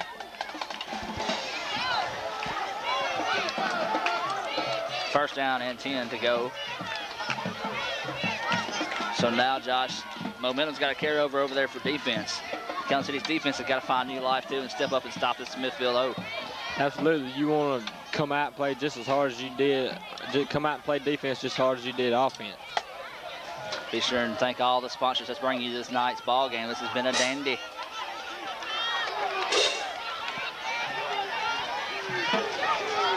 Calhoun City and Smithville battling for that sole possession of first place here in 1A. Back to pass to Smithville, but Stovall in the back. No, that's going to be David Artberry. 11 or 12. Big. Dave Artberry that time just simply ran over to center. Josh said, excuse me, I'm coming through, and got after the quarterback that time. Second down, and we'll call it 17 to go for the Seminoles. Ball is marked about the 13-yard line. You know, I've been watching this all night long. You know, Artberry and Stovall have just been killing the center for Smithville. He's going to be sore in the morning, no doubt about that.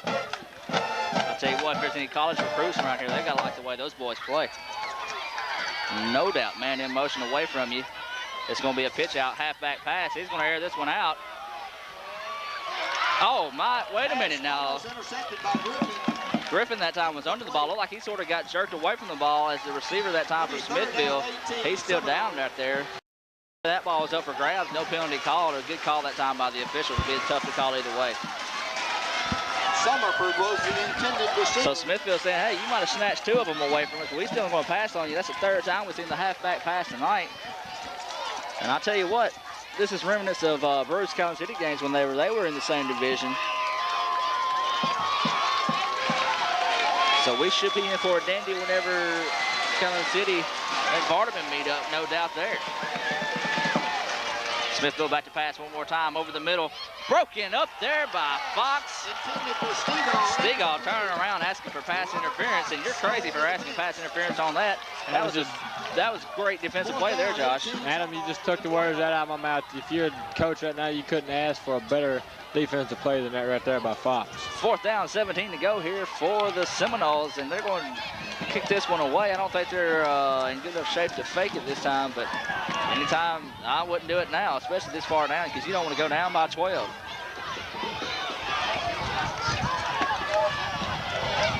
He's on the tip. He's back of the heels or on the end zone. You want to get a good snap back here. Snap is good.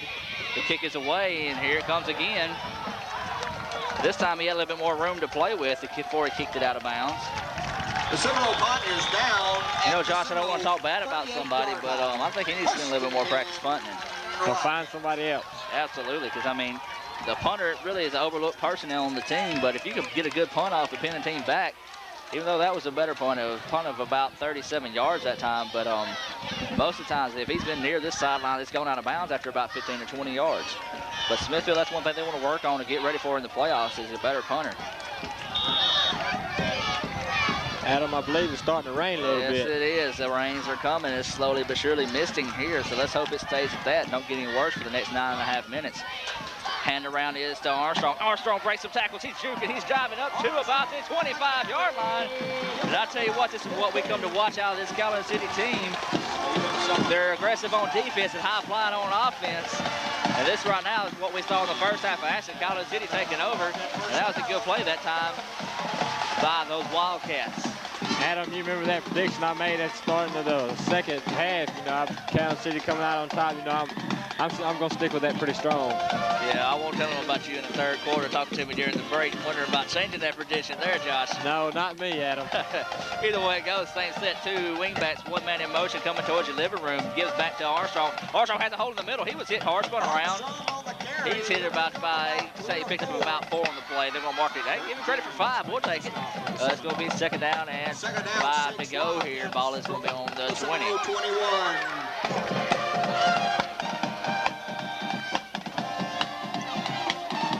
tell you what, Josh, me and Don was talking during the coaching show. I hadn't seen an exciting game all year. And finally, here's one here. And it's well worth the money to come and see this one tonight. Absolutely. Of course, whenever you bring a crowd like Smithville, you know you're going to have a rowdy crowd across the way. And now Calhoun City's getting into it, but we have a flag down on the play. The time clock didn't run out whatsoever. It was down to 8 seconds. At least that's what I saw down here. Offsides against the offense is the call. We have offsides on the Wildcats. And it's still a little steady mist here, Josh. Second down, 11. At least the Bugs have calmed down a little bit. Yeah, the Bugs need to go home and try to stay dry. They don't need to come down here. I don't know if it's Bugs on me or just an excuse for Kim to beat me to death here. She's trying to slap them off on me here. I appreciate it, but I just hope that's what it is, instead of her just taking cheap shots at me. I wouldn't doubt her doing that. Give this to Armstrong around the end. Armstrong following his blockers. He finally got back up to about the 20-yard line, so it's going to be 3rd down and 5 to go here. Look at it this way, Josh. Right now, if the lead stands here and you finish the ball game like this, Calhoun City takes sole possession of first place. Smithville second place. Calhoun and Vardaman taking 3rd place, pending the rest of the season. Something Vardaman hadn't seen in quite a few years. Absolutely there. That's a shocker. But you look at Calhoun City can put more points on the board here. Win this ball game by 13. Calhoun City goes on top. Smithville goes back to 0. Vardaman stays at -12. Then you got a whole new situation going into that Vardaman game. Now Calhoun City's going to be rolled out to pass. Campbell, he's got to get on his high horse. He rolls this one out, and he throws it away. That's a good toss away that time. 4th down, 5. So it's now 4th down, 5 to go, Josh. What do you do? You know, I don't think they really have that good of a field goal kicker, so you have to go for it. So this close, you're on the 20-yard line. You don't want to punt it because you know you're going to go into the end zone. Calhoun City's going to call a timeout, talk about it. But we'll let some sponsors talk to you. We'll be back after this. Timeout on the field. And we're back to action. 7:14 to go here in the ball game. Calhoun City in the shotgun. Man in motion going away from the living room. He's rolling roll out the pass. Screen pass over the middle. It's complete to Big Dave Artberry. Complete to Artberry. He had to get past 15. I believe he got the 1st down. Flag on the play, Adam. There is a flag on the play. Oh, that'll be a heartbreaker if it's against Calhoun City.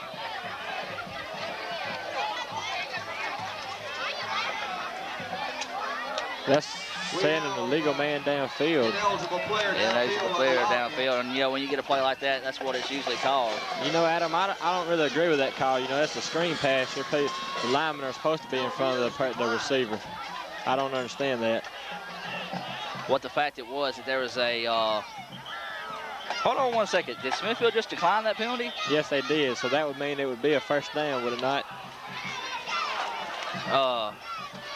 They had to get past... No, they had to get past the 15. And they were past that, They were I past the believe. 15. If Smithville declined this, this would be... There's no way Smithville declined this. No way whatsoever.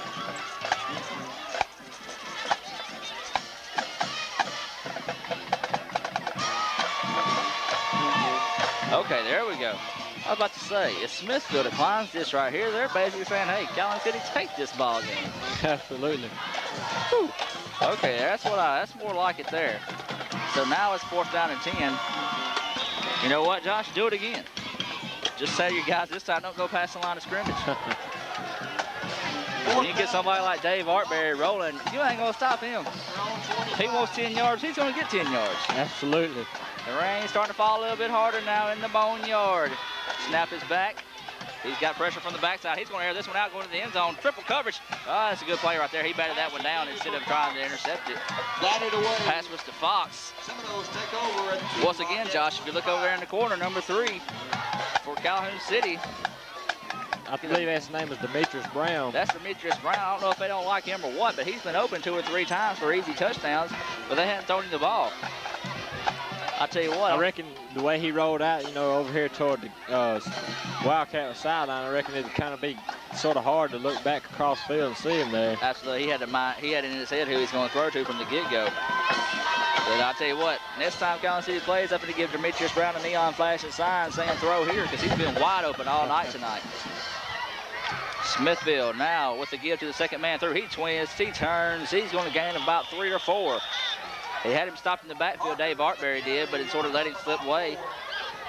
As the rains continue. Marcus Hankins. Not as bad as last week, Josh, no doubt. But unfortunately, WCMR's here this week, so we're on top of the booth. But Kim's doing a good job holding our umbrella for us. She held it originally to keep the bugs off of us.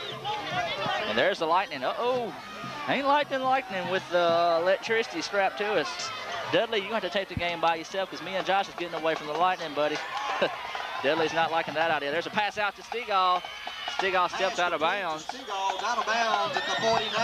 I'll tell you what, First down. lucky break there for Calhoun City that he did step out of bounds because there was nothing but an official and some stripes in his way.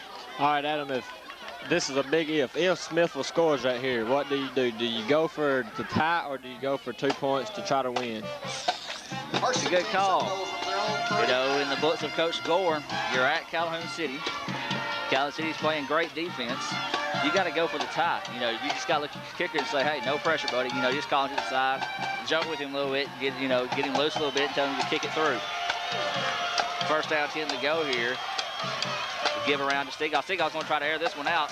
Pass downfield is...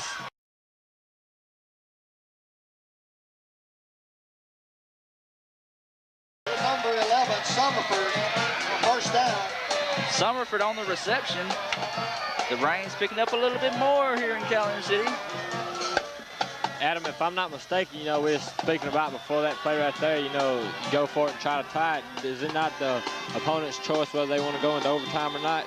I'm not for sure on that calling.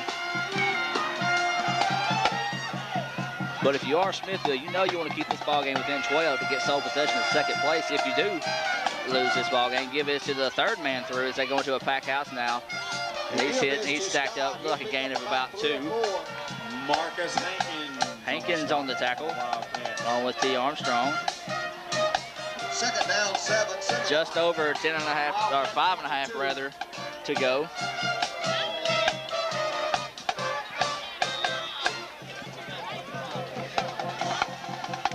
We'll see what Smithville lets do now. 2 men in the backfield, 2 receivers. Give to the second man through. He's got a hole. Robert Fox. He went for the strip. Taken out of bounds inside the 10. Is that time? Say the guy's name for me, Josh. Bernardo. Varnado. Varnado. I promise you, Varnado, I'll get it right next week. Stephen Varnado saving the touchdown that time for Calhoun City. Robert Fox did the right thing that time, trying to pop that ball loose, but you got to make sure you got the tackle before you can get the football. And lightning still popping all around us, Josh. And I'm truly not liking this one bit.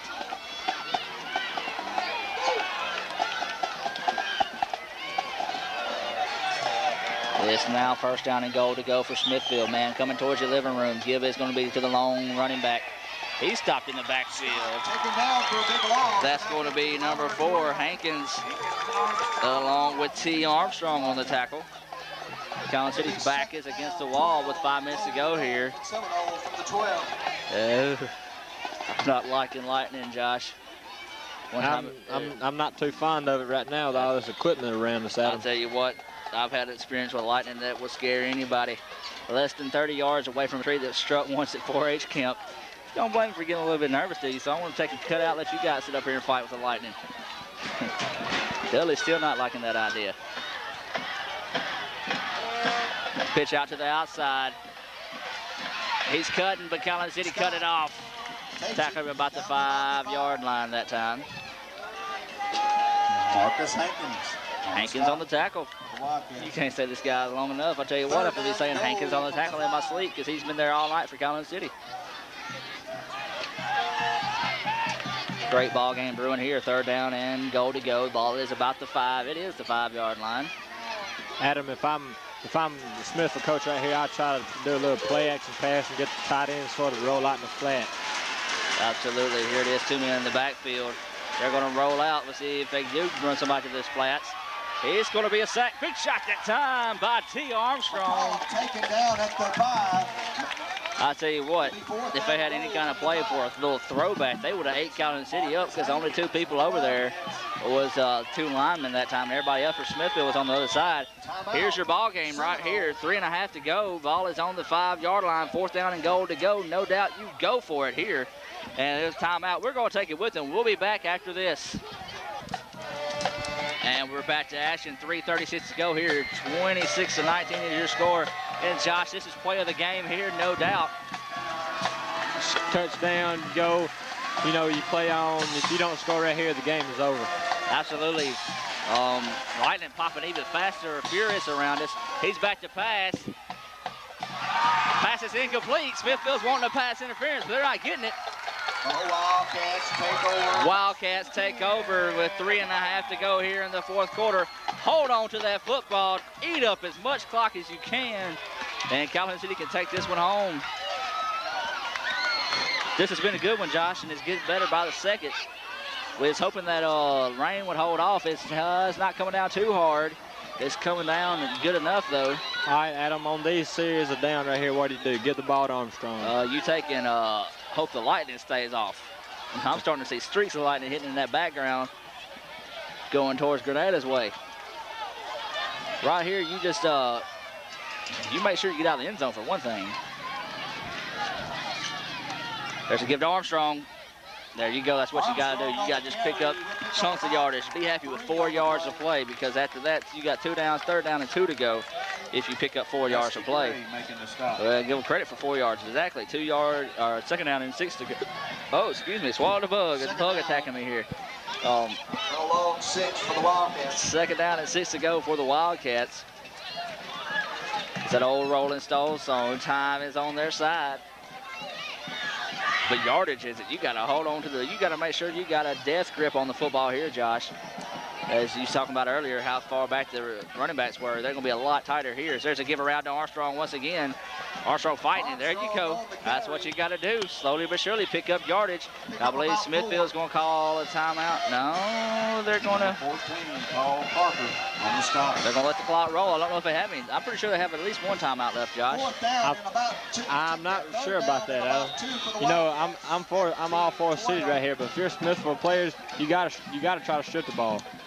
3rd down and 2 to go here. This situation here, you got to think. Keep it going the way it is. If not, put Artberry in the backfield. Artberry pick up the 1st down, and yikes, here comes the lightning again. There's a hit in the backfield. Armstrong, they did exactly what I said. Keep it going there. He's got to get up to about the 15-yard line for the 1st down. He might have picked up a yard. We got a penalty down. That's going to be against Calhoun. Well, that's going to be against. We got 2 penalties down.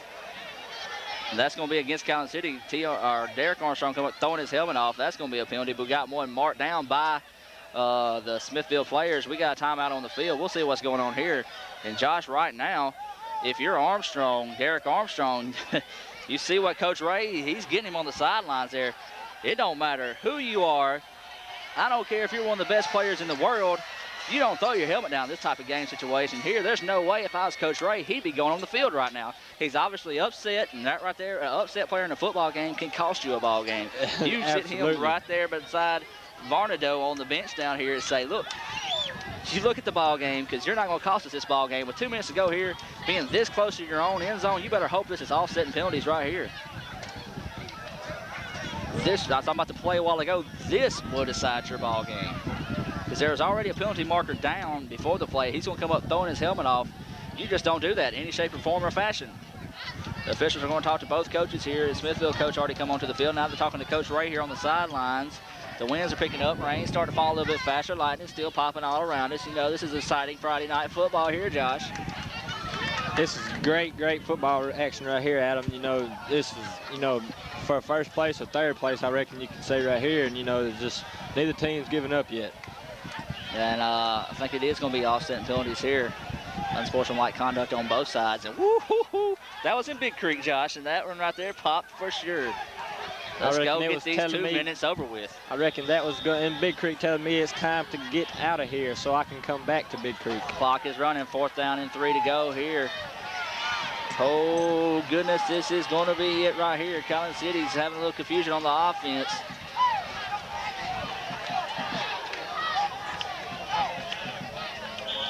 They're going to want a timeout. Oh, don't take a timeout. There's too much lightning around. But there's a lot of confusion on the field. We're going to take a break with them. We'll be back after this. And we're back to action here.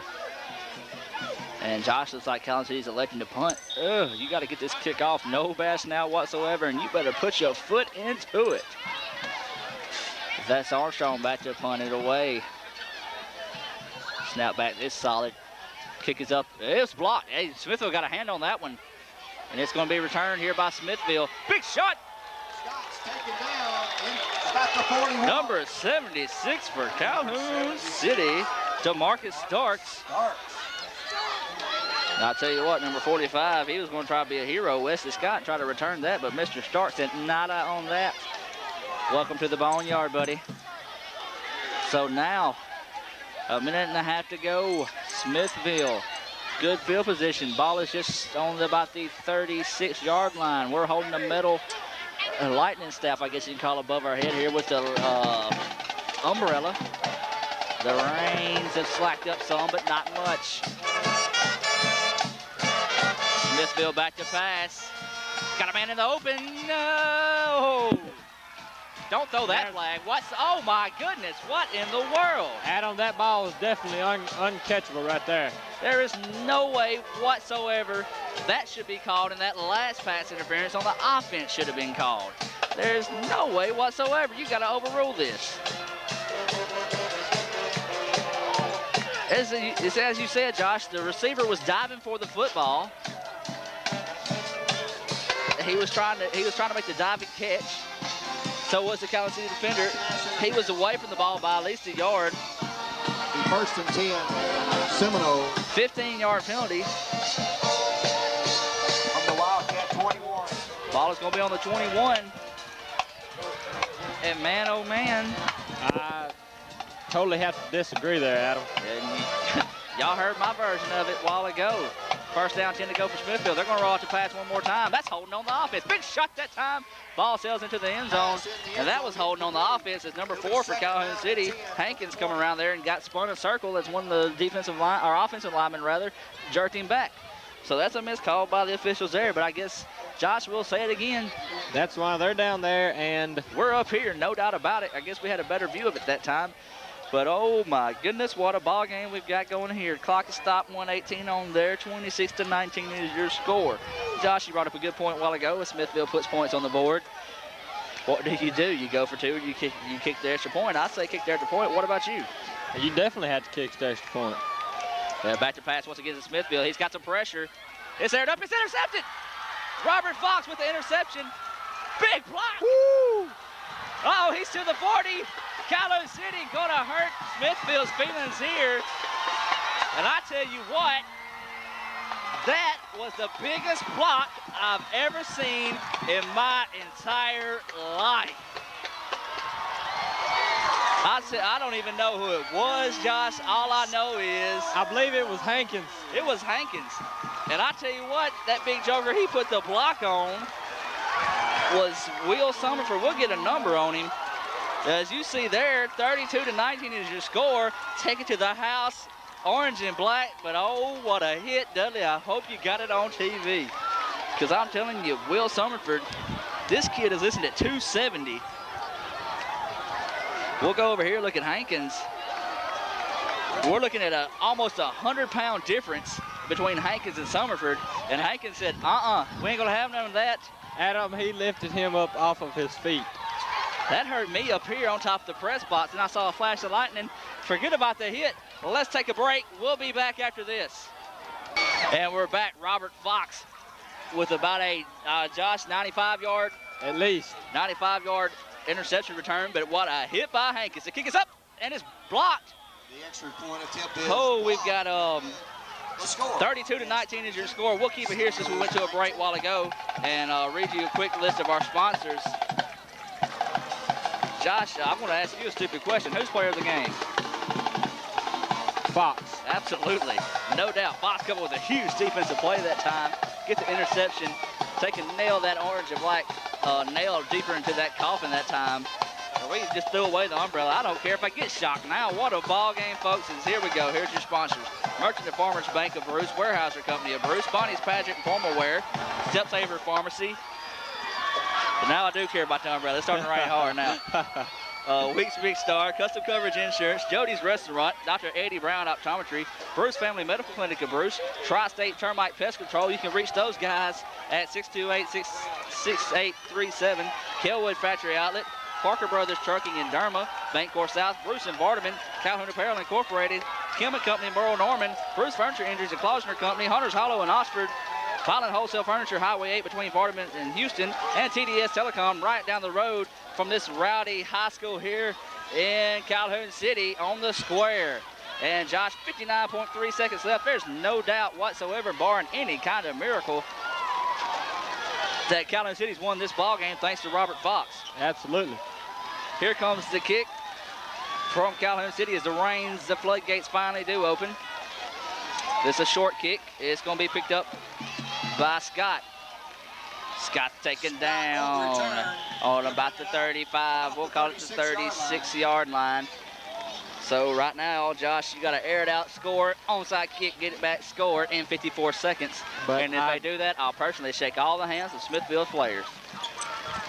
I think that's pretty impossible right now, Adam. But I know one thing, I want them to hurry up and get this game over with because the Lightning keeps getting closer and closer. I'll tell you what a ball game we've got in store whenever Vardaman and Calhoun City meet. Right now, if this score stands, that's a 13-point difference. If Vardaman can beat Calhoun City by 12, then you've got a three-way tie for first place. You know, Adam, right now, if I'm Coach Ray, I got to be watching for the water cooler. Absolutely, no doubt. But right now, you just want to make sure that you keep points off the board, or at least that's what Vardaman wants if you're a Vardaman fan. There's a pass out in the flats. It's complete to Stegall. Taken down at the Wildcat 42. That's a big pickup there. Stegall with a little throwback to Fox. Fox likes, that's all right. I caught that from you a while ago and ran it back 95 yards to take and put the nail in the coffin here. No doubt in my mind whatsoever, Robert Fox, player of the ball game. Calhoun City people getting out of here due to the rain. But a lot of them ready to party this one up after they taken final horn sounds. 43 seconds and counting to go here in the Boneyard. As you see the Crow's Nest, they come out.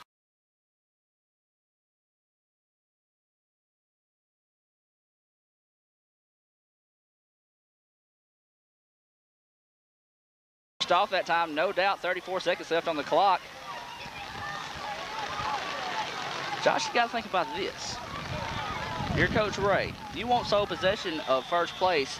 You win by 6. You've got it. Absolutely. All you have to do really is beat Vardaman. You've got it.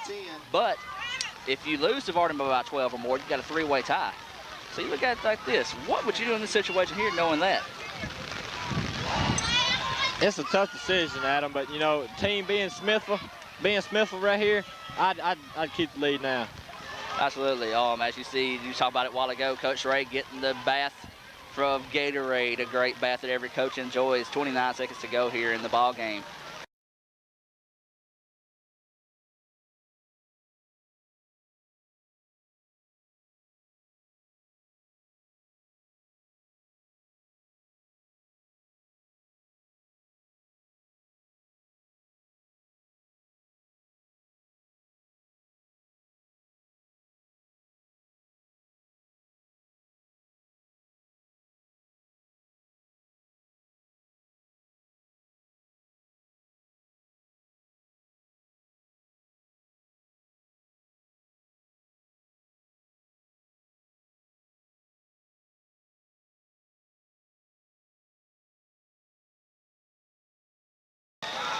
So right now, 22.9 seconds left on the clock. Smithville. Pass is up. It's incomplete. Intended for Stegall. Fox on guard that time. And I'll tell you what, he got another one. He's got 3 of them. 1, 2, 3 ice spots on the field. And all of them, and I'll tell you what, Coach Ray, you got to love it, but you say enough's enough. Let's hope we don't got another water bottle or water jug over there. They do, as a matter of fact. We'll see if they break that one out. I think they got all three coaches here. Coach Ray, Coach Knight, and Coach England. Absolutely. Pass over the middle. Intercepted by Fox. Hey, Fox, he's going. Could he do it again? Oh, my goodness.